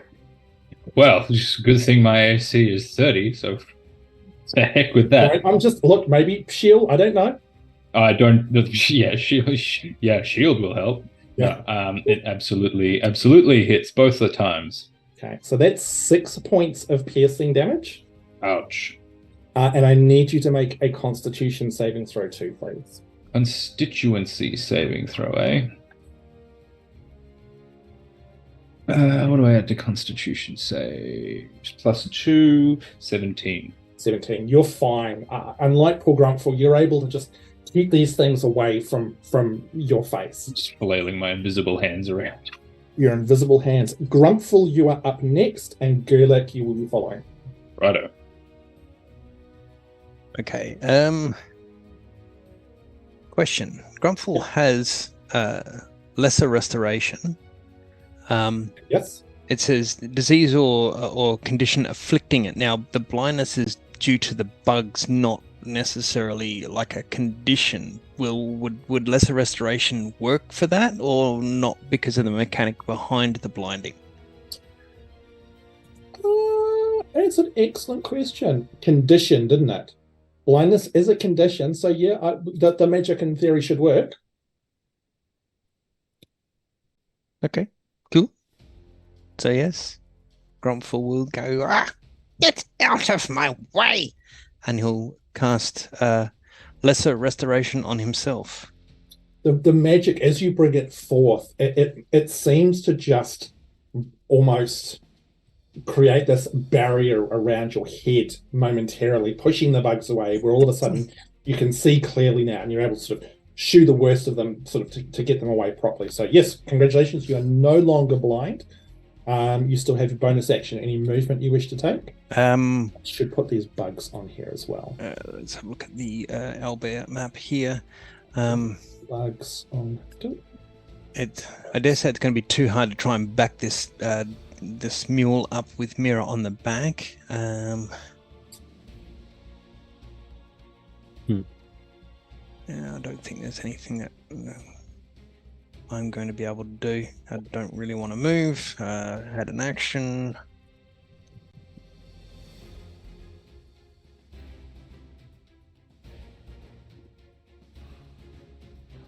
Nope. I think that's me done. That's you done? All right, Gurlak, you sir are up. Yes. I just need to check the range on this, because I would like to use my... That's 30 feet, cool. I would like to cast Blindness, Deafness on this humanoid creature atop the giant turtle. And I would also like to use my shard to upcast it to then also target the turtle itself. Ooh, okay. So they have to make Constitution saving throws. Okay, what's the DC? The DC is 14. Okay. So we'll roll for the individual first. 14, is that what you said? That is correct, yes. I don't like the way he does that. So I rolled a natural 20 and a 17. So unfortunately, the music... Yep. So hang on. Could you just tell me who rolled what, if that's all right? So the individual on the back rolled the natural 20. Yep. The turtle rolled the 17. Okay, I would like to use my chronal shift reaction to force the humanoid on the turtle's back to roll again. Ooh. Bam. Nice. Maybe it'll work, maybe it won't. So I rolled another natural 20. Absolutely. No. Get out of here. Get out of here. No way. I am shitting you not. Rip.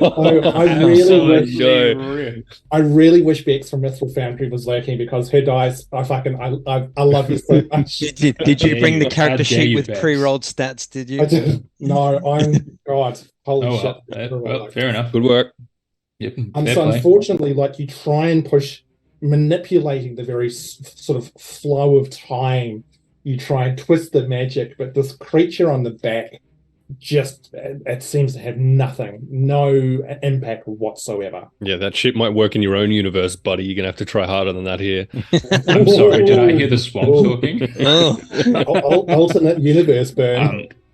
But also that does break concentration on invisibility, so everyone is visible now. Oh, yeah. Because I had to cast a second spell. So it is now Miera's turn. Unfortunately, everyone's favorite little, I shouldn't say favorite little halfling. Sweetest little halfling. Sweetest little halfling, because we've got a couple of halflings, and all of the halflings are our favorites. Let me just go to Miera and have a quick look and Turns into a lich and destroys the creature. actually, I believe it's pronounced like. Well, It absolutely is not. what I'd like for her to do. Hey. I feel that this is probably a fairly Miera kind of thing to do. Miera is going to cast Dissonant Whispers. Yes, I reckon Yep. she would. Creature on the back. So that is a Wisdom 13 saving throw for the creature. Oh my fucking god, I love this dice so hard. Petition to take Ham's dice off him. Not while he's using them to roll for Miera. He can keep them. That's true. That's true. But when he rolls for the creatures, I would like his dice removed. It was a saving throw that I was making. That's the problem. Fair enough.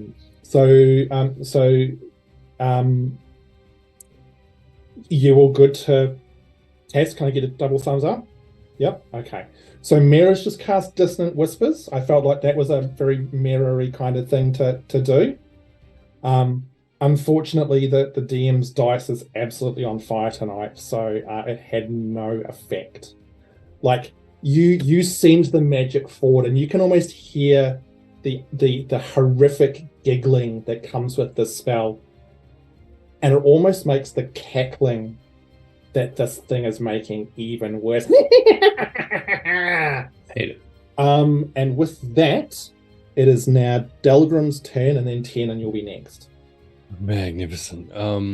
Delgrim, from his position of hiding in the swamp, is just going to kind of raise up like some kind of commando out of the water a little bit.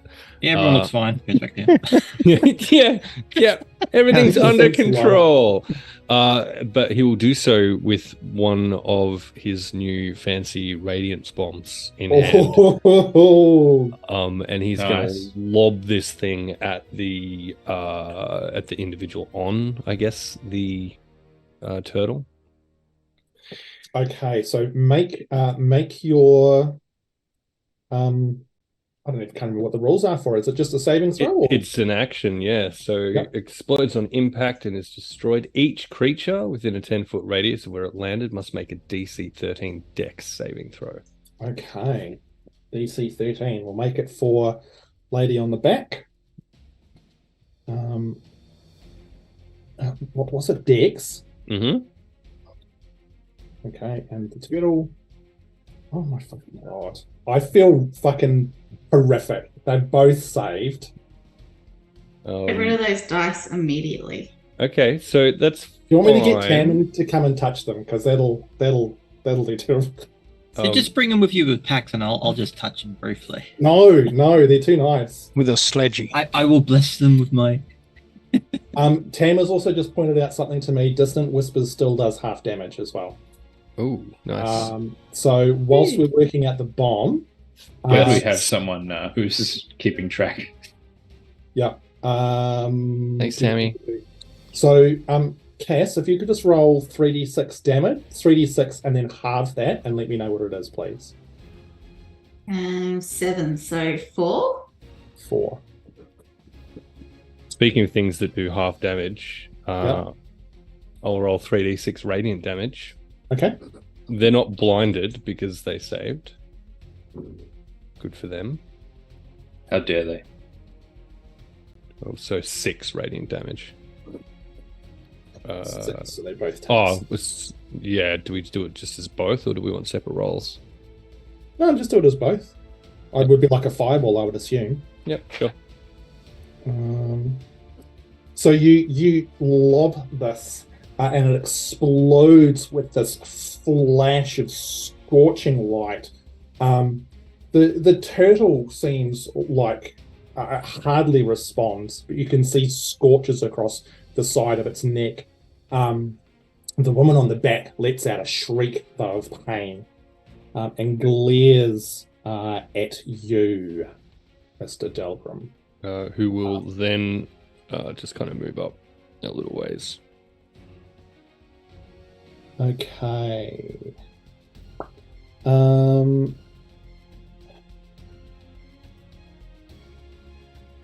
Okay. And now it is Tiernan and Blinky Boo. Yep. Okay. I can't remember. Can I walk through players? It's considered difficult terrain to go through players. Okay.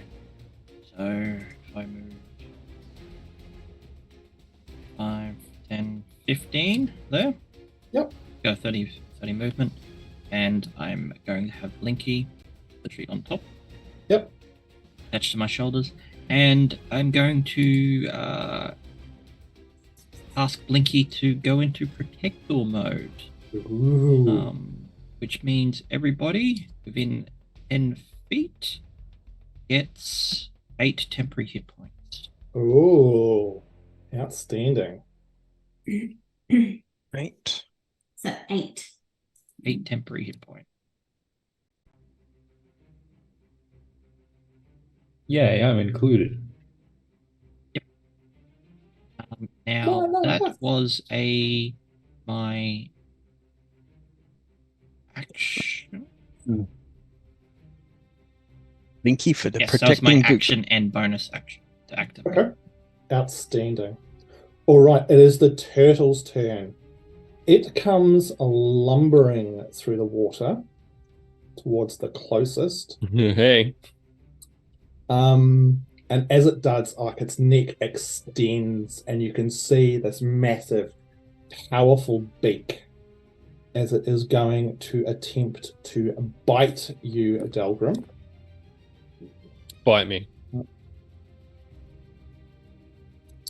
Oh, Not with those dice, please.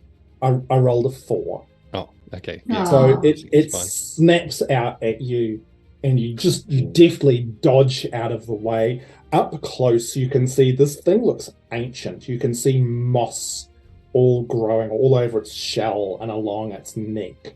And there's just these two very angry, beady eyes staring at you. So that is the end of its turn, and it is now the top of the initiative order. So it is the individual on the back.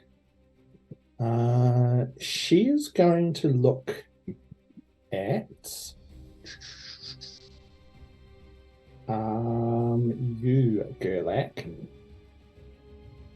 Bring it on, come on.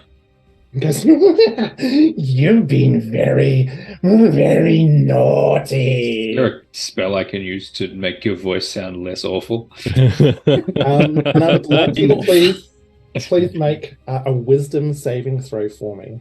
Wisdom save, okay. Yes. That's 16 on the dice with a +3 is 19. 19. You can feel magic start to wrap around you, Ooh, it tickles. but just with sheer force of will, you manage to fight it off. That's you. That's you. I'll get you next time. Not this time, hag. And so that is her turn.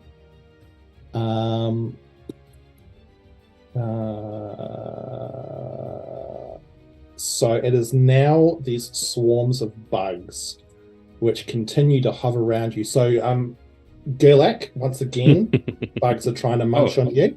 Me again, okay.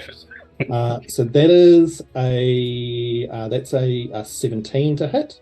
Oh yeah, for sure. All right. I'm just a wizard. So that's another 5 points of piercing damage. Goodness for those temporary hit points. And you need to make a Constitution saving throw again for me, please. Constitution again. Add to it. +2. +2. That's an unnatural 20. Nice, excellent. So you managed to keep fending these bugs away from your face. The other swarm is continuing to try and munch on Grumpfel. That's a natural 20. Come on. How many? I've rolled about fucking 5. 5. This is I'm counting. ridiculous. Nuts. I That think dice that's is it's not a weighted dice, is it? Yeah. That's the vibe I'm getting. You take 14 points of piercing damage, Grumpfel. As these bugs, they like get into your armor, and you can feel them like creeping and crawling. Okay, there. that's the biting. 8. The 8 temporary gone. Hang on, let me just. get rid of that in D&D Beyond. And that is the So 14 in total, was it? Sorry? correct, 14 in So total. that's another 6 damage on that. Okay, cool. That's done. And you've already made your save against that, so that is fine. Okay, that is their turn finished. So it is now Grumpfel's turn, and then Yep. Gurlak, you're up next. Has anyone besides Grumpfel actually taken open damage? Not yet. Did Gurlak take any open damage? I have taken damage. Yes. A But lot or a Gurlak's- little? Gurlak's not Oh, important. just a little. The temporary hit points absorbed most of the second lot, and I wasn't hit for a lot the first time. Okay.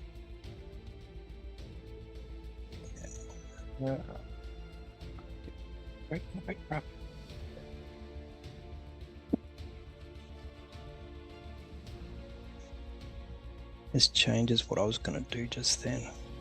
Boop, boop. All right. Grumpfel drops the lead of the mule, puts his hands out in front of him, and in a very dark voice says, "Come-a-teon, help!" and casts at a second level guiding bolt and directs it at the woman on the back of the turtle. Ooh, okay, make your You attack roll. And you see the like this dark shroud come through from his amulet down his arms and then out towards her.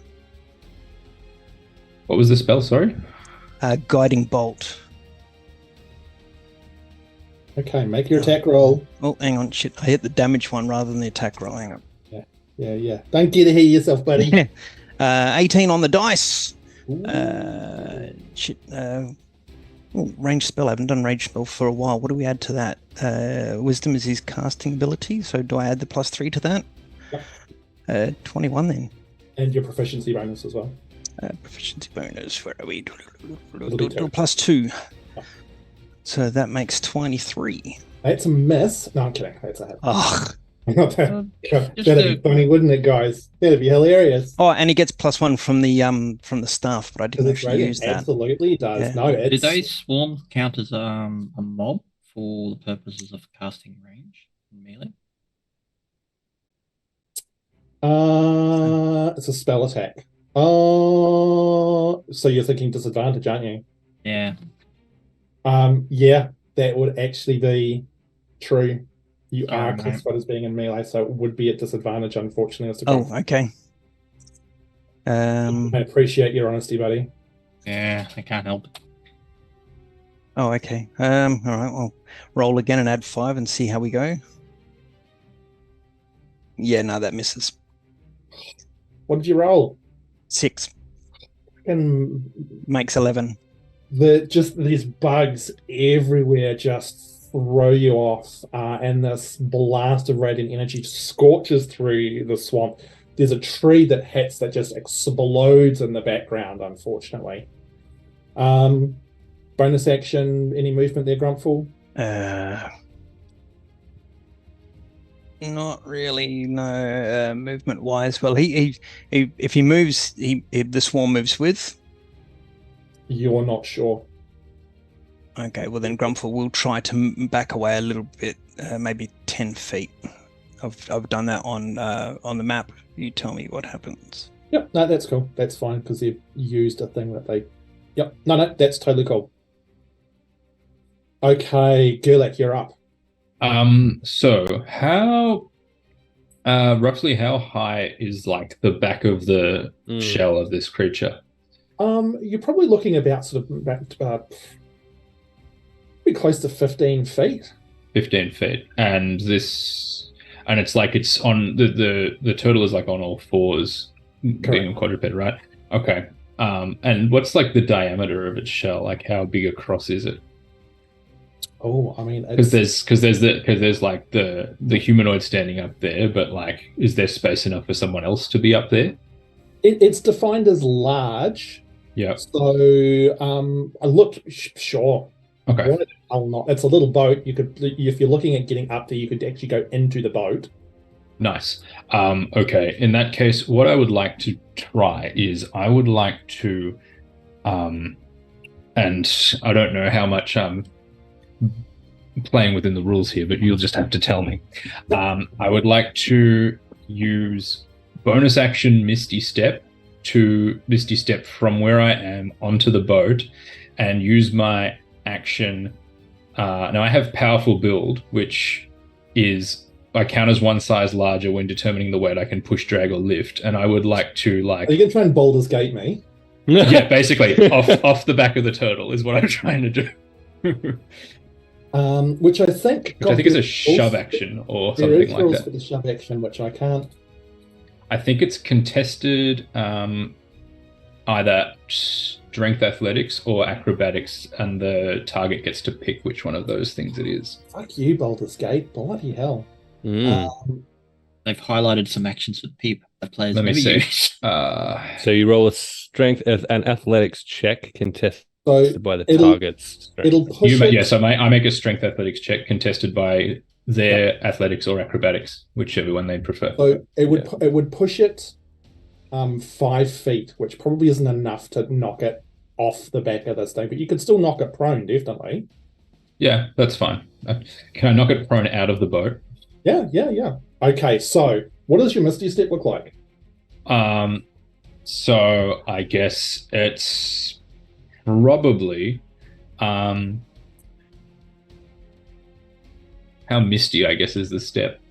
I think I'll swamp flavor it for this purpose, and it's just like this like puff of vapor, like some of the moisture around where Gurlak standing like sublimates immediately into a vapor, and just like, and then I'm up in the boat. I'm in the boat, and then I would like to absolutely shove this thing out of the boat. It's like, fuck you, get your own boat. Okay. All right. I'm commandeering this boat. Oh, NVC fucking DM. So when you appear in the boat, as you go to shove them, the first thing you notice is that this individual, where their legs should be... Oh, please don't tell me it's the boat. You can see... No. You can see God. that they are 2 stumps with jagged, broken bones sticking Oh, I out. hate that. Does that make it easier to shove them? Make your shove attempt, and I will make my...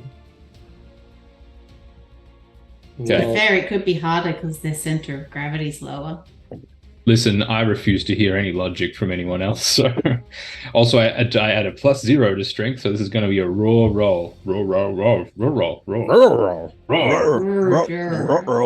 Not a word of a lie. That is a natural 20, so you can absolutely get it. So, if you roll higher than that, absolutely get it. Yeah, pull out your 6th nat 20, Ham. Come on.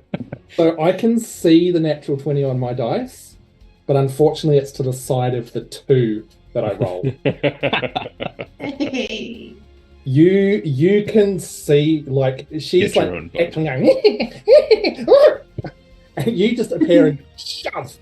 And I'm actually going to get her to make a dexterity saving throw to see whether or not, because she is on the back of a turtle, whether or not she rolls down the side. Rolls off the turtle. Because I feel like that thematically feels like if it was a flat surface, but you know. Yeah, it's decidedly domed. It is. So no. She falls backwards out of the boat. It slides a bit, but like hits a large clump of like moss that's on the back of it, but is now flat on her back, glaring up at you with just these piercing black eyes. And I believe that's the end of your turn. That is all from me, yes. So Delgrim, you're up, and then Tiernan, you're next. Okay, so Gurlak had a very similar idea to what I had. But no. You could come up and help if you'd like. This is okay. I also have a sneaking suspicion that this isn't going to go away that either of us is a big fan of long term, but that's absolutely fine. Right. So this is definitely going to end badly. Yeah. As a bonus action, Delgrim's going to cast Zephyr Strike, which allows him to move like the wind, and my movement doesn't provoke opportunity attacks.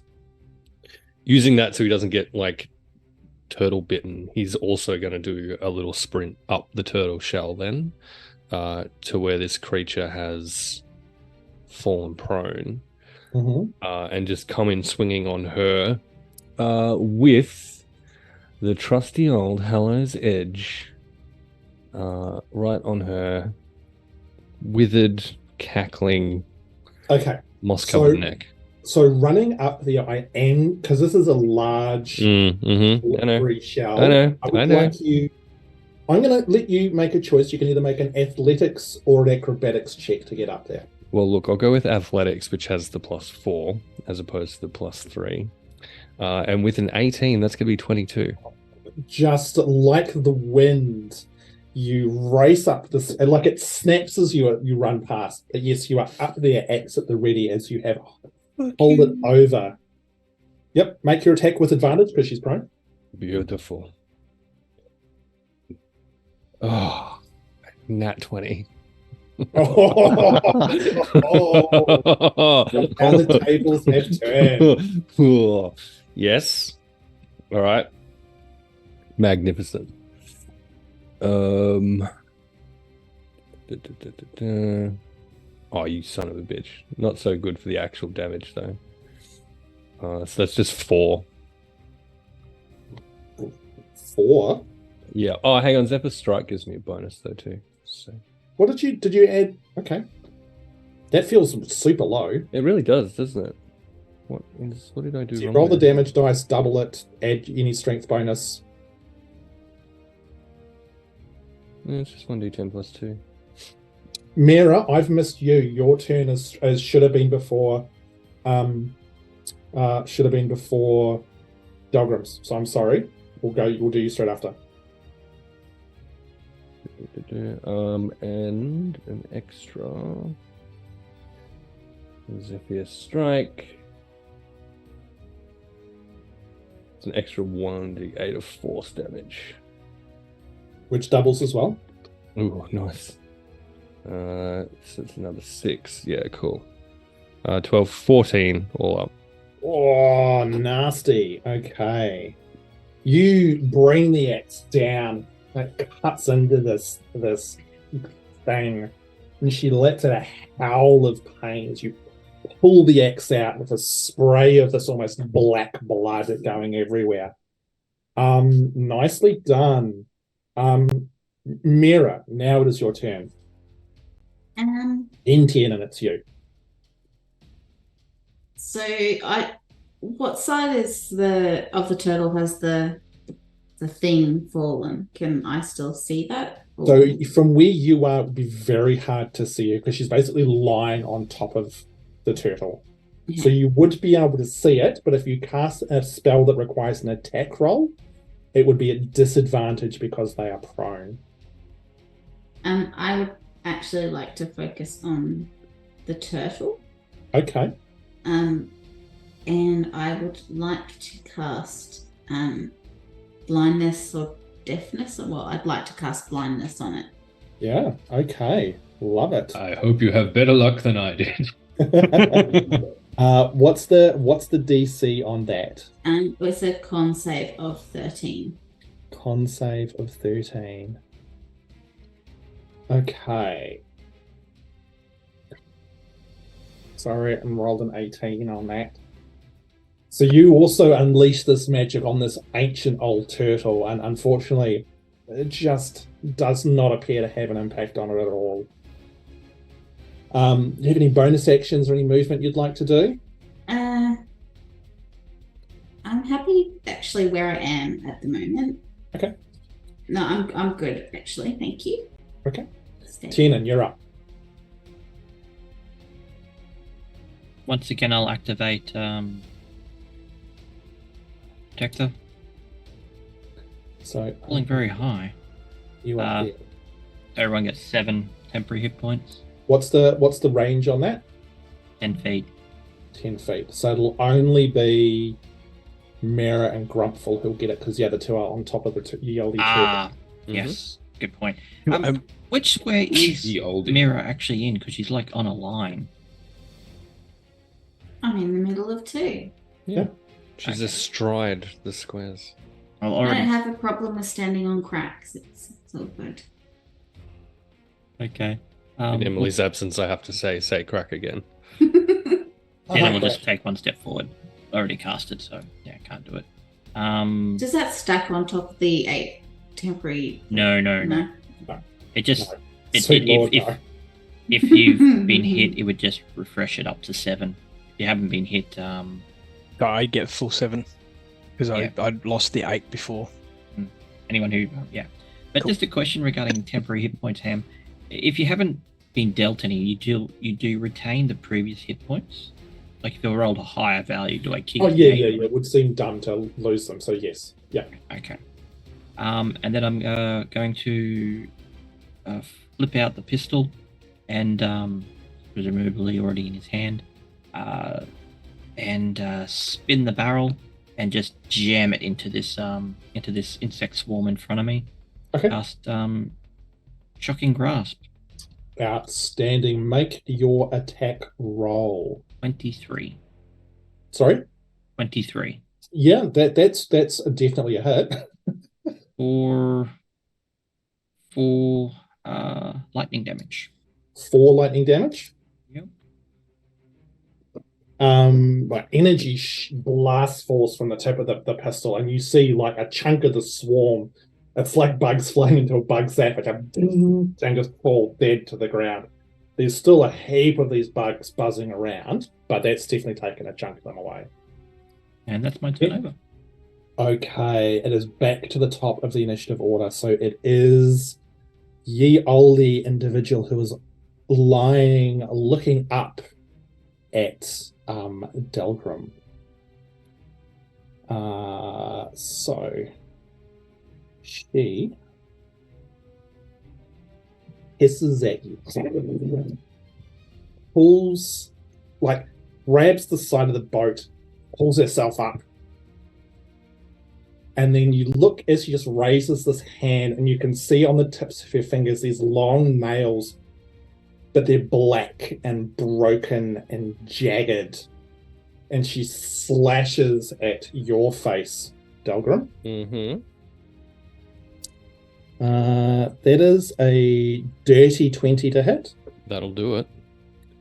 All right. So you will take 5 points of slashing damage and 5 points of poison damage. As the claws just like slash across your exposed skin, and you can feel it burn afterwards. And Gurlak, you can see there's like sort of this black liquid stuck in the wound that this thing's just inflicted upon Delgrim. Oh, that's not good. Okay. And then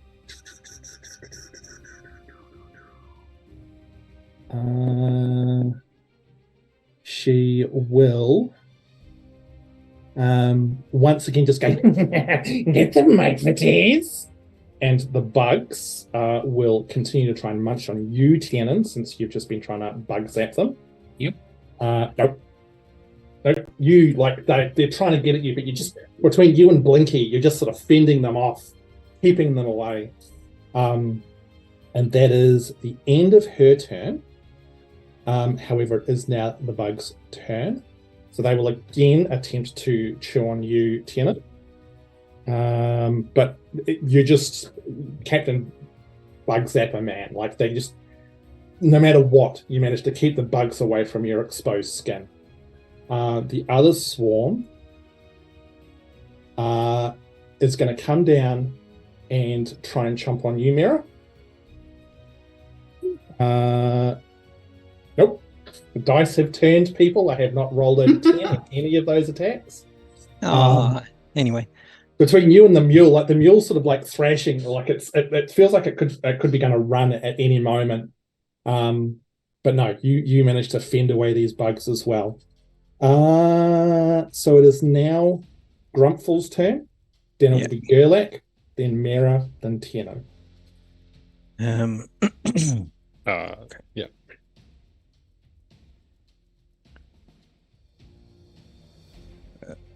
What?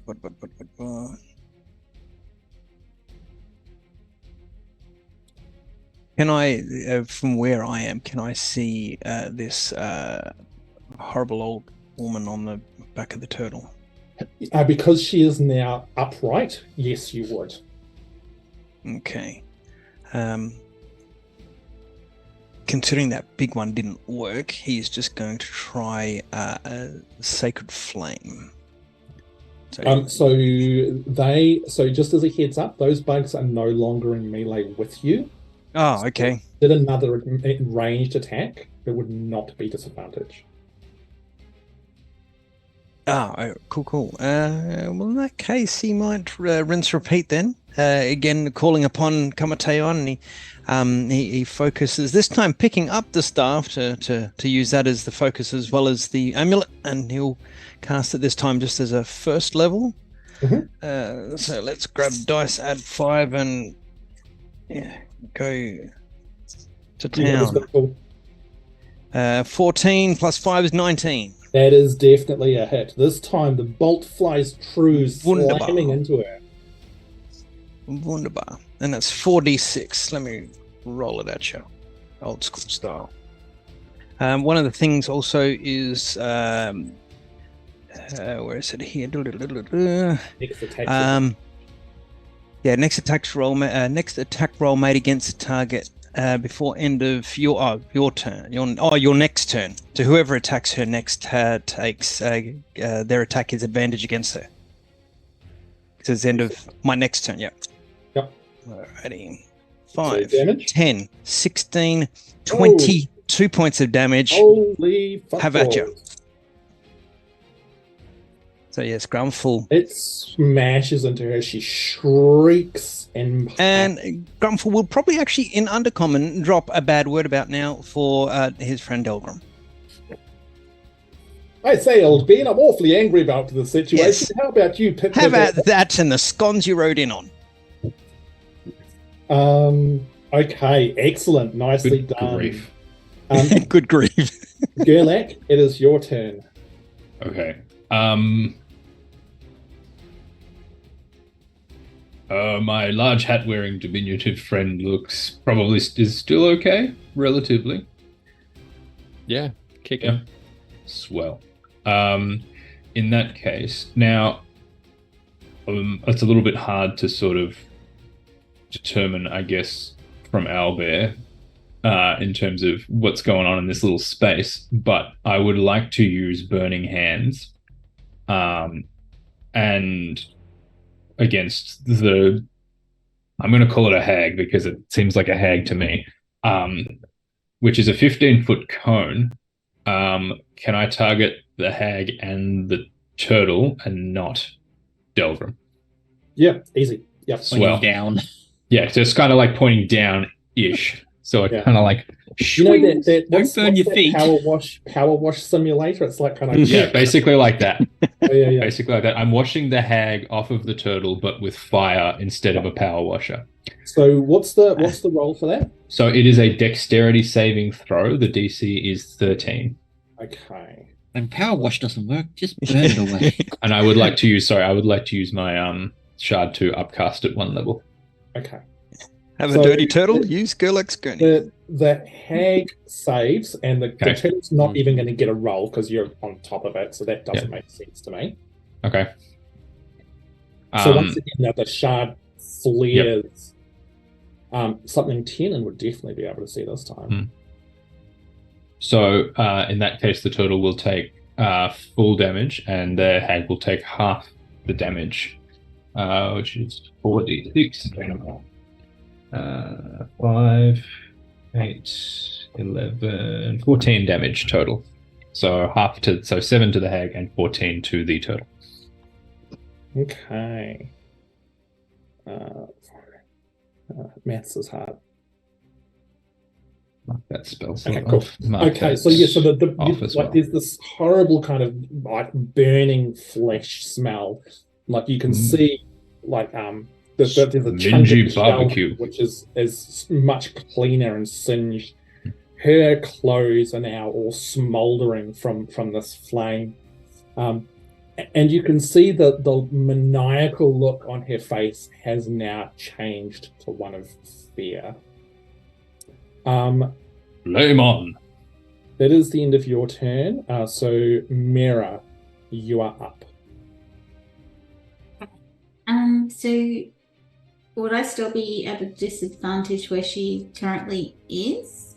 Yes, because if you cast range spell, we've got to make an attack because you've got the bugs around you. Okay. Can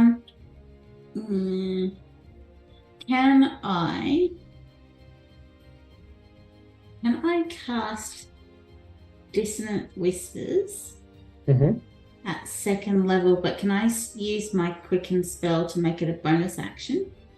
Yeah, absolutely, you can. Okay. So I'll do that. Second level. Oh yeah, but what's the target? At the turtle.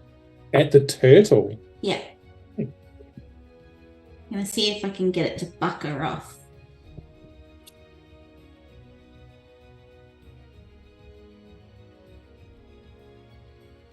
And Delgrim and Grumpfel. Okay, all right. What's the DC, sorry? It's a wisdom save of 13.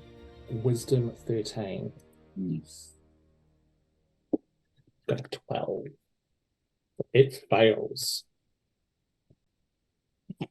So that means I roll damage. Yeah. And that is a 12. 12 points of damage. Yes. And there's also something else it does, I believe.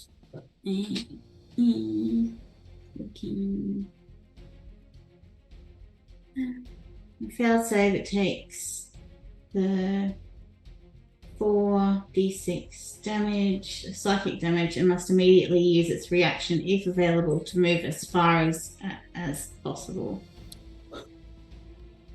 Buckle up, kids. The turtle suddenly turns, and with both Delgrim and Gurlak still firmly mounted upon it, lumbers out into the water. 5, 10, 15, 20, 25, 30. So it gets to about here. And it submerges. With Oh shit. I'm sorry. So to there. So I'm going to let you two make rolls to see if you can, because the boat is still on the surface and this hag-like creature is holding on to the side. But you two have got a choice. You can either let go and basically fall into the water, or you can try and hold on as it swims away. So, like, hold on to the boat. Yeah. Yeah, The we're boat- absolutely going to try and hold on. The boat is secured to the turtle, or Back is of the turtle. Yeah. right? Okay, cool. Yeah, I'll hold on to the boat. Okay, so I need both of you to make athletics checks then, please. Athletics, And I'll do that at disadvantage, courtesy of being poisoned. Now, the only potentially... No. You took poison damage, not the poison condition. Oh, gotcha. Yeah, not the effect. Yeah, not the condition, just the damage. Amazing. So, given I have resistance to poison, I guess that should be in half too. 15. 15? A dirty 21. Oh. So both of you guys are now clambered onto the back as this thing is racing through the water. For a boat ride. Okay. Some kind of speedboat. No? They Fair can enough. swim. Okay. So you've still got your action, Miera, as the turtle. Oh, wow. The rest of you watch as the turtle's just off. Going like as soon as it hits the water, like it's remarkably quick. So I think they're actually too far away from me to do anything.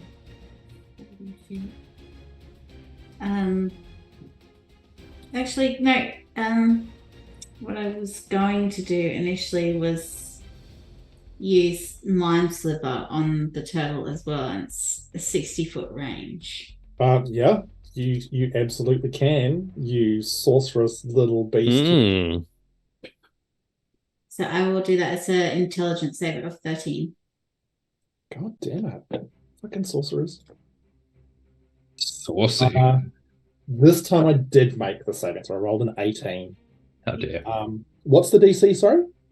13. 13? Yeah, intelligence. All right. I rolled an 18 and only just passed. Turtles aren't smart. Okay. Turtle, Smartness does not increase with size. Yeah, turtle be dumb. Does it do anything if it makes the save? No, I don't Turtle believe be so. dumb. Okay, turtle be dumb. Okay. All right. So with that, it is now Delgrim's turn, then Tiernan's turn. Okay, and so what happened to the hag? She's holding on to the side. We're all on the boat. You're all holding on to the side of this. Yeah, I was just checking she still was actually in the boat. No, that's cool. Grumpfel had a turn? Grumpfel? Yeah, I cast a guiding bolt and hit her. Okay. So whoever does the next attack roll, unless I blinked and missed something, gets advantage on their attack roll because she's got that shimmering light from guiding bolt around. It's also radiant damage. Does that mean anything for damage to you for her, Hamish, without giving any message? It was taken into account. Didn't appear to do anything extra special. Okay, cool. Nice. Interesting. Thank you for the reminder, though. Amazing. In which case, I guess Delgrim's attack on the hag will be rolled with advantage then, yeah? Absolutely will. Yep, so you'll need to pull yourself into the boat and then make your attack. Okay. Which is fine. Like, you've got plenty of actions, but yeah. Yep. Your economy allows for it. Actions in this economy? That's right. As a bonus action first, though,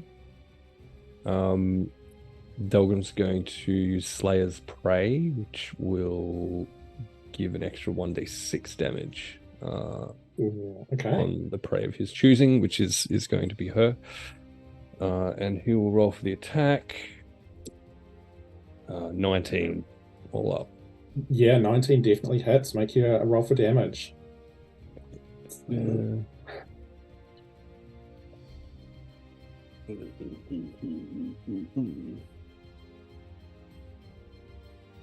Let's pick extra d6. That's 8 damage. 8? Okay. All right. So you bring the axe down again, just cutting into this thing as it's holding onto the side. More black, viscous blood spraying, and she lets out another shriek. And you can look. She looks very scared. She's sort of clinging to the side. Good. Don't make me axe you again. I'd like to axe you a question. Tiernan, it is your turn. Hey, I'm still surrounded by bugs. So I'm going to go in with my bug zapper to the one basically to the right of me. Yep, that's a bug zapper. So it's the shocking grasping again? Yeah, but I only rolled a 9. 9. But it's almost like as you like thrust it forward, it's almost like they've evolved. They dissipate as the energy just flares. One or two small bugs to the ground, but that's it. Fair enough. And then Blinky's going to reactivate. For 12 temporary hit points to Grumpfel, Miera, and myself. Excellent. Very nice. So it is back to the beginning of the order. Okay. So it is the hag's turn. I don't want to haggle about this, but here we are. The cries No. No. Just Saz in the background. This is why I'm not allowed here all the time. Yeah. So the screen, the cackles are gone. The look of malice and it has vanished from her eyes, and now it is a pleading look. As she looks up at you, Delgrim, as you're sort of standing over her with this axe. She goes, please don't kill me. I just wanted some legs. I'll give you anything. I'll help you. Please just don't kill me. I've got things. I've got treasure. I've got knowledge. I've got anything. Just please don't kill me. And she's just like almost hanging limply off the side of the boat, not even attempting to pull herself in. That is her turn. It is the bug's turn. The bugs all dissipate from around you. They bug out. Bug out. Nice. So these giant clouds moving away, still lingering closer, but no longer trying to kind of attack and harm you all. Do we get attacks of opportunity? Do they float away? No, so they effectively disengage. So, Grumpfel, it is your turn. Those of you who are back on the bank, you possibly wouldn't hear what this hag-like individual is saying due to the fact that all the bugs and all that sort of stuff going on. And we can see that Delgrim and Gurlak have clearly got the advantage. Look, I mean, she's in the water, hanging off the side. Delgrim standing over like, the woodsman about to get his chop on. Okay. I will. Miera and Tiernan look like they need some healing, because I definitely do, and I don't want to. I've not had a scratch. Well, okay. apart from the bugs. Tiernan's taken some damage. Tiernan's covered with mud, but apart from that, he completely looks unharmed. Okay. Physician, heal thyself then. I will find an appropriate healing spell and heal myself, and that's my turn. Okie dokie. Gurlak, you are up. My friend. I can't remember how it runs here, but is there sufficient time to converse briefly with Delgrim? Yeah, I'll allow it, sure. Cool. Delgrim, this is your reality. Shall we kill this?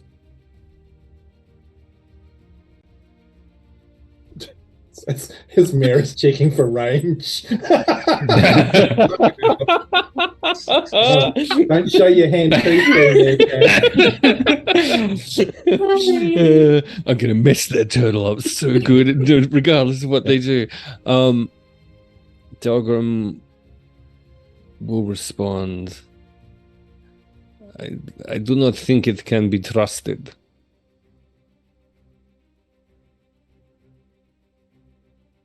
Very well. Best to finish this. Very well. I'm going to use Burning Hands again. Do exactly the same thing I did before with Burning Hands. So that's a saving throw. Yeah. Okay. Dexterity. Yes, dexterity saving throw DC 14. Yeah. I might as well hit the turtle for a little bit of bonus, just because I can. Okay. All right. So was it dexterity 13? 14, sorry. 14. Okay. So she will have disadvantage because of her situation. What was the stat, sorry? Dexterity. Dexterity. 4. So she actually makes it. She's surprisingly nimble. She gets just a 14. Yeah. Because that's what it sounded like you were about to say. Yeah. It was a 14. So yeah, no, fine. Okay, so damage? Okay, so that is D6's 4 of 5, 9, 10, 11, 12 damage. So, and then halved because she saved. That's that. That's that. That's that. Okay. All right. Anything else from you? That is it for me for now. Okay, Miera, it is your turn. Oh, I was checking range for a reason, but they're too far out of my range to do what I was thinking of doing. So, how deep is the water in front of us? Well, I mean, this turtle, which was at least a sort of probably at least 15 feet high, is now fully submerged. Okay. So at least 15 feet. Are you still on the mule? Yes, I am. I love how the mule has just been on the mule the whole time. I've not gotten off It's just mule. it's got a feedback attached to it. It's fine. So Just So entirely disinterested in what's going on. just such stoicism from the mule. Can I move the mule Stubborn as a forward? mule. I've got nothing really that I can do at this point in time, given that they're so far away. So I will just move toward the water on the mule. All right, move you where you want to go to. Yeah. I'm just gonna go to the edge there. I think. Yeah, I think I will, and I guess I've got to wait until they're in range to do what I need to do. So I will wait. All right, Delgrim. It is. Hold on, Miera. Yep, Delgrim. It's your turn. Yeah, he's just gonna sink the axe into her head. Fucking. That was so offhand. What? Yeah. I'm just going to absolutely brutally be an absolute monster about this. Yeah, look, I think it's on point. he's on edge. He didn't get a full night's beauty sleep, and this hag has come out of absolutely nowhere. It's 16. 16. Yes, a 16 will hit. Marvelous. Are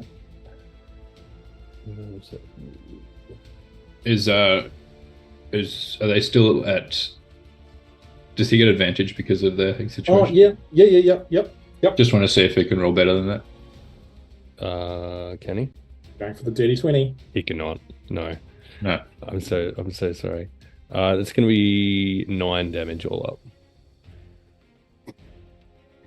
You bring the axe down, and you just miss the head. It's like she just almost unnaturally jerks it to the side, but it sort of exposes the edge, the side of the neck, and it just buries in there. And the gap of blood that spews forth is horrific. Still alive, as you sort of stand over It's it. even worse. See, this is what happened when we visited by strange people from different universes. I don't remember to sharpen my axe at night. So that is your. Anything else from you? No. Okay, so Tiernan, your turn. What can I actually see from the shoreline? It would be very hard to see much of anything. Like you'd see the boat, you'd see the woodsman going to town, but you would be looking at some fairly significant cover from where she is, because she's like hanging off the side in the water. Okay, because I could shoot from. I'm still within range. That's what I'm asking. You can always have a crack. Just don't roll a 1. That's all I'm saying. I'm pretty sure that these two have got her in the water, so to speak. He just can't stand these damn bugs. So he's just going to aim at the bugs fleeing and just fire off a firebolt at it. Yep, Sick of these cool. things.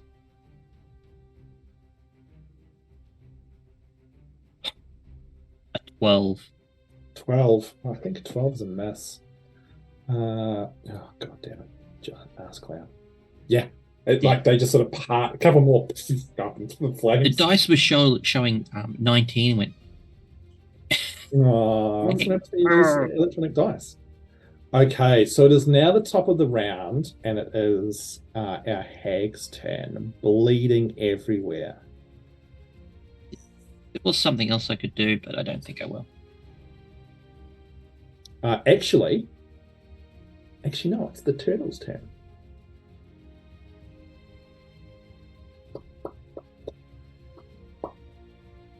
You know what? She glares up at you, Delgrim.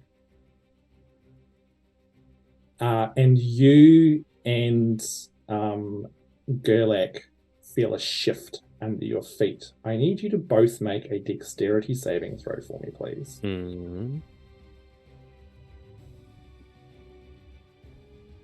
16.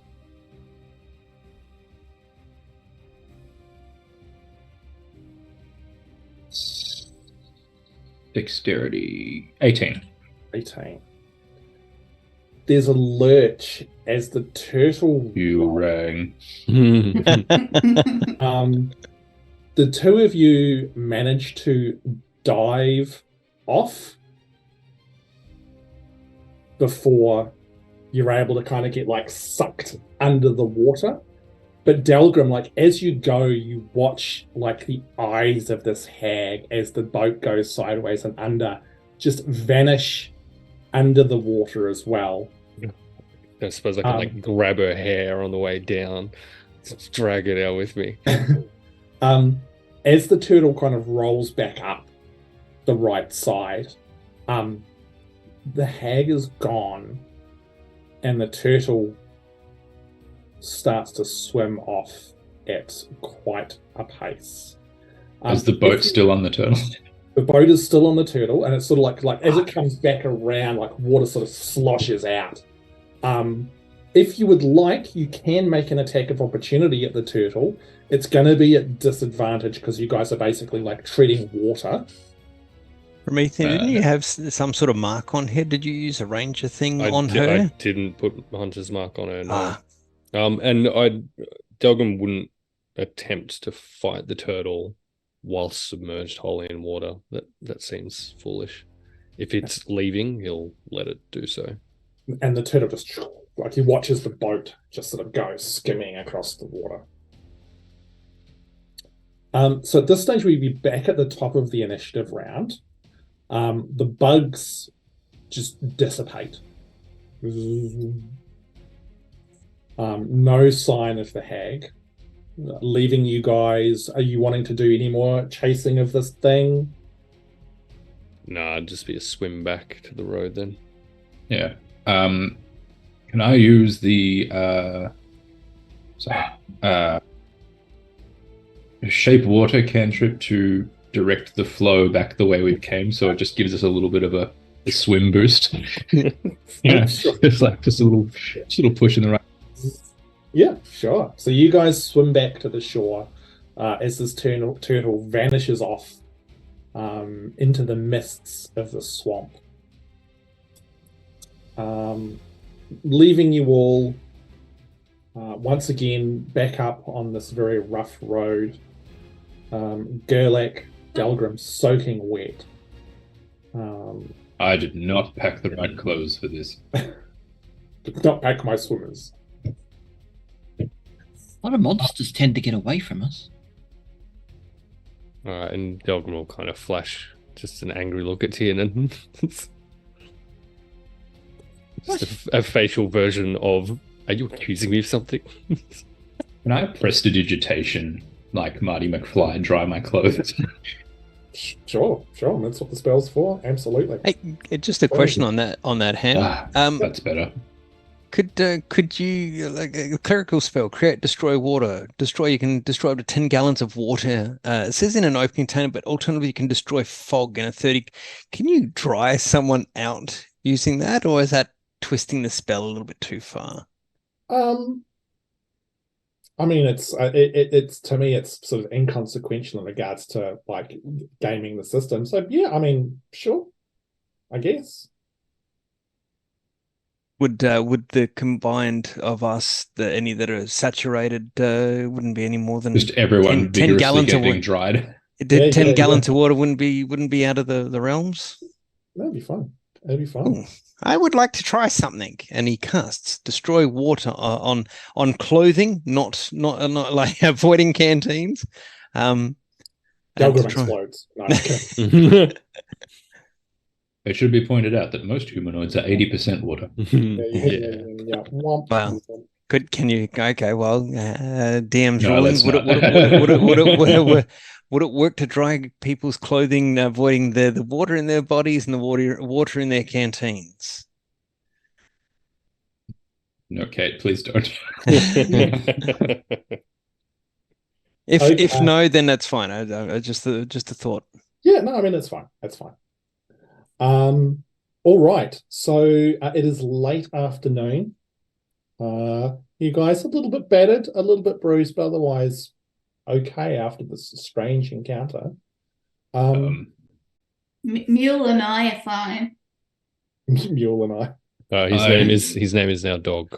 Its name is now Dog. Dog. Yes. Nice. Yeah. Dog the mule. Yeah. Dog the mule. Okay. Tiernan was is fine, here. but half of him is covered in mud from when he dropped. I don't mean to dampen the situation any further, but that hag or whatever it was is still out there. It managed to escape before we could finish it off. So Yeah. I would throw the consider us same in look. imminent danger constantly. It will not. Someone come back. forgot to sharpen their axe. It will not come back for some time. It will need to recover first. If we continue through swamp, we continue to crag slate our location, we should be fine. Are we kind of map-wise? Are we almost in the middle at this point, or are we still Not even close. If you wanna check the map, whoever is checking the map can make a survival check to see if you can work out kind of roughly where you think you are. You have noticed that it's a bit slower going than usual trying to get through here. The ground, whilst there is a road, it's muddy. It's not an easy sort of travel trip to make. So it's possibly going to take a little bit longer than anticipated to get through here. Rolled an 18, which gives me 21. So just sorry, was that a 21? Dirty 21, obviously. I know. This is that's how many ranger rolls have I actually succeeded at? I know. It's like I'm proud of you. It's great. Thank you. I'm proud of you Ranger too. now. I know. I can't kill anything for squat, but I can swamp good. I can swamp good. Done swamp real nice. What was that? You got a real pretty swamp. You got a real swamp, male. Got a real swampy mouth. Want you to squeal like a mule. And there's the line. It comes back to the comment earlier about how do you find a mule that fits. I'm not sure, but anyway, I realized that I didn't actually have the right thing switched on when I was looking at the map earlier. So we're actually there. We're there. We've arrived. That doesn't seem right. So no. So the trip through the swamp is meant to take roughly 2 days. So basically, yeah, Delgrim rangering the shit out of it. You realize that you're pretty close to halfway through the swamp as you sort of get to nightfall. We are nearly halfway through swamp. We can continue through night. We be nearly out by morning if you want to continue, or we can camp here. I do not think Turtle and Lady Creature come back anytime soon. Is it safe to travel at night? It's clearly not safe to travel in day. Does it matter? It might be better if we keep going if we get ahead of that turtle thing. I think rather than wait for it to recover. I think Miera right. I think it's wise to get distance. As much distance as possible, I think, yes. Okay, I'll create some light then for some of us who can't see in the dark.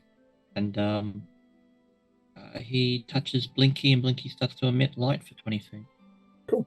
Outstanding. And So is above. as darkness falls, or as night falls, the noise of the swamp gets louder. There's more croaking of frogs. The buzzing of the insects just seems to get a little bit louder, and the various animal-like shrieks that echo through this wretched, stinky place just seems to increase a bit more. The occasional shriek of like, traveling through the night. Let's but only if you initiate it with the phrase, "What's up, girl?" I think we're back. Okay. Oh man, I hope I came up to that. I really Yeah, hope you- we got that. That makes me so happy. My God. Okay. No, Gurlak is fine. All right, so back. So, yeah. So you guys are walking through the night. Yes, and Tiernan, you wanted to have a conversation with Mr. Gurlak. Yes. Sorry, I was just double checking to see how long that thing lasts. I think it only lasts an hour. The cannon. So. Gurlak, I couldn't help but notice your use of the shard in the middle of that fight. Oh, yes. Thank you for reminding me. And while we're walking and talking, I would like to desocket the shard and put it back inside Finchley. Yeah. May I see that? Oh, yes, if you would like. You go. So about midway through this process, I'll just hand off the shard to Tiernan. Be careful with that. Yes. Using all my expertise as a shardsmith, is that shard exactly the same as all other pieces of the shard that I've come across? Are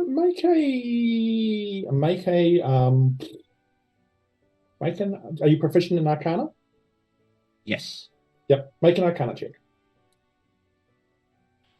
I hate these dice. Really do. I hate dice in general. How many times do we have to tell you the digital dice are not doesn't your matter. Like, friends? I can roll. Not your friends. I can roll a physical one right now. I bet you will not. I will not roll. If it's not a click clack you can put in your mouth, it's not worth it. What did you roll? Eat the dice. Okay. Look. See, I rolled a physical dice and I rolled one higher. Yeah, cool. Excellent. So it's better. The DC was 10, so you would have been fine, but because you didn't roll a real dice, you've got no idea. Sorry, sucks for you. No, it was super straightforward. I mean, as far as you can tell, this is definitively a piece of the shard. Okay. Well, I will hand it back. Thank you. And, do you have much experience with the use of the shard? Or are they quite commonplace? No, not as well. They're not commonplace, I should say.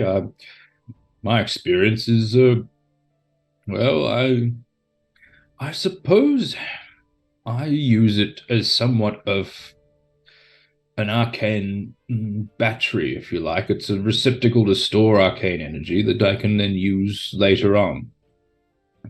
As you probably saw earlier today. It's also used as somewhat of a residual power source for Finchley here, the little mechanical bird. He was given to me by Mordium, one of his creations. Yes, you did mention that. But yes, no, I extract it from Finchley when I think that I might need a little bit of extra pep in the old spells, you know. Okay. But that's as much as I know about it. It just seems to be as I say, like a little storage for energy. Does their use of the shard seem to be more advanced than how what we have learned? You would have to tell me what you've learned. I'm not saying. I'm actually not saying that. I'm asking Hamish. Oh, you're asking. Oh, sorry, beg your pardon. Out of character. How? The way he's describing it is for arcane purposes. So the use of magic in conjunction with it. Whereas shard folk can't use magic. Mm-hmm. So they've used it to in other means in terms of. But the concept is still almost identical. Like the shard folk use it as it's what has the arcane energy in it that powers most things that shard folk use. So it's very similar to how they're using it. So yeah, almost identical. If anything, like your tools and stuff are probably more refined. Well, not even probably definitively more refined than what Gurlak has. But it's a very similar concept. Yeah, get wrecked, Gurlak's universe. If you don't mind, and I don't mean to be too inquisitive, I just I'm always fascinated by newer different things. May I have a look at Finchling and how the shard integrates? Oh, certainly. Finchley, if you wouldn't mind, over there. And I just like to hops over to Tiernan. And I just like to examine the mechanical sides of Finchling, and just to see how they compare with, say, Blinky. Mm-hmm. Make an Arcana check.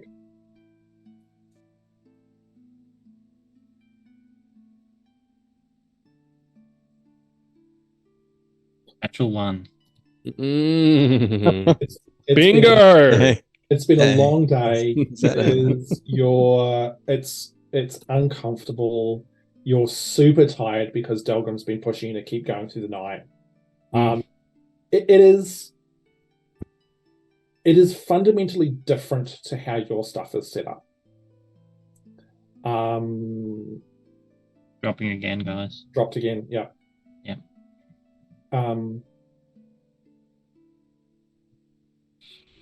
Yeah. We'll wait until we've. I told you. I cursed this stream this evening. Oh, you did not cast. This place is cursed. I brought a curse with me. I'm not sorry though. Oh, we're back. Sorry, not sorry. Just going up and down apparently. That's okay. Yeah, look, from it's very different technology. It seems like that with the shard, it's actually, it doesn't power this little device of this little familiar that belongs to Gurlak. It's more used for storage. It's the power seems to be also some sort of, you've got no idea because you rolled a 1, so fair enough. Hard to focus. Well, thank you very much, Gurlak. Seems like our worlds are my pleasure. Very worlds apart, so to speak. I'm now Finchley. Hop along, back to bed. He hops into the clock. Outstanding. So how long are you going to push through the night for? Is Delgrim cracking the whip? The whole night. Yeah. For as long as they can put up with it. Delgrim, they'll probably notice, is kind of sullen and annoyed. He's not going out as far for the scouting. He's kind of keeping closer to the group. Okay. And it won't really kind of have any conversations or interact. He'll just keep marching, and unless someone asks him to pull up, he's just going to keep going. Grumpfel doesn't mind the forced march, but he will come up alongside Delgrim if he's seen those scratches and sort of go, do you need some help with those at all, Delgrim? It will heal. Okay, let me know. Happy to help. Just rub some swamp water on it, will be fine. I think he already did that. Frontier medicine. Cover yourself in mud. It'll be Sounds great. like such a good idea. Anyone starts doing the Bear Grylls, I am out of here. So with this forced march, essentially, you find that it's probably Delgrim. Dawn's probably only an hour or two away. Probably only about an hour away. And you see that there is more and more solid ground. The sound of the bugs and the sounds and the smells of the swamp are slowly becoming less and less as you seem to be exiting out the other side. But I would like everybody at this stage to please make a Constitution saving throw for me, please, because you have pushed through the night. And a posture You are check. all very tired. Oh, I crit. God. Can I Really? also add that I would have given Dog a cookie to sustain him while I was riding him through the swamp? Sure, absolutely. Yeah. Okay, Tiernan, what did you roll? 6. 6. So you have got 1 point of exhaustion. Grumpfel, what did you roll? 15. You're fine. You're tough. You've Done this before in the trading caravan. Yep. Gurlak? 16. 16. Staying up all night is not unknown to me. A long night. Yep. Delgrim? 4. Or I don't know. Why is Delgrim so tired? Swimming hard. Yeah, the swimming. No, just rage. Yeah. Rage is really in the west part of Kingsfell, born and raised. In the swampland was where I spent most of my days. Okay, we're back.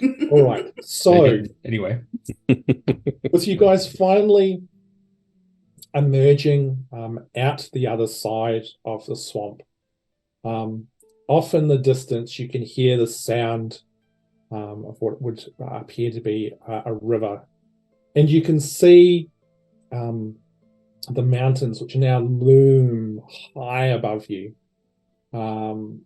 What appears to be some sort of gorge in which a split between the mountains, which based on the map that you've got from Abrasaur, would seem to indicate the rough direction in which you would need to travel to continue on your way towards Cragslate.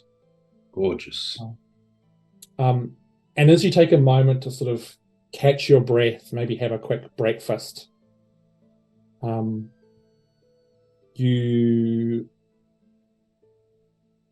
Gurlak's gone.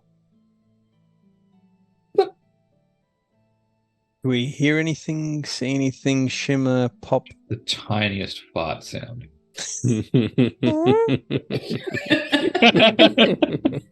I like how it sounded like it was a question. Yeah. It's an unsure fart. Yeah. And on that absolutely terrible note, partly because we're almost at the end, partly it was because in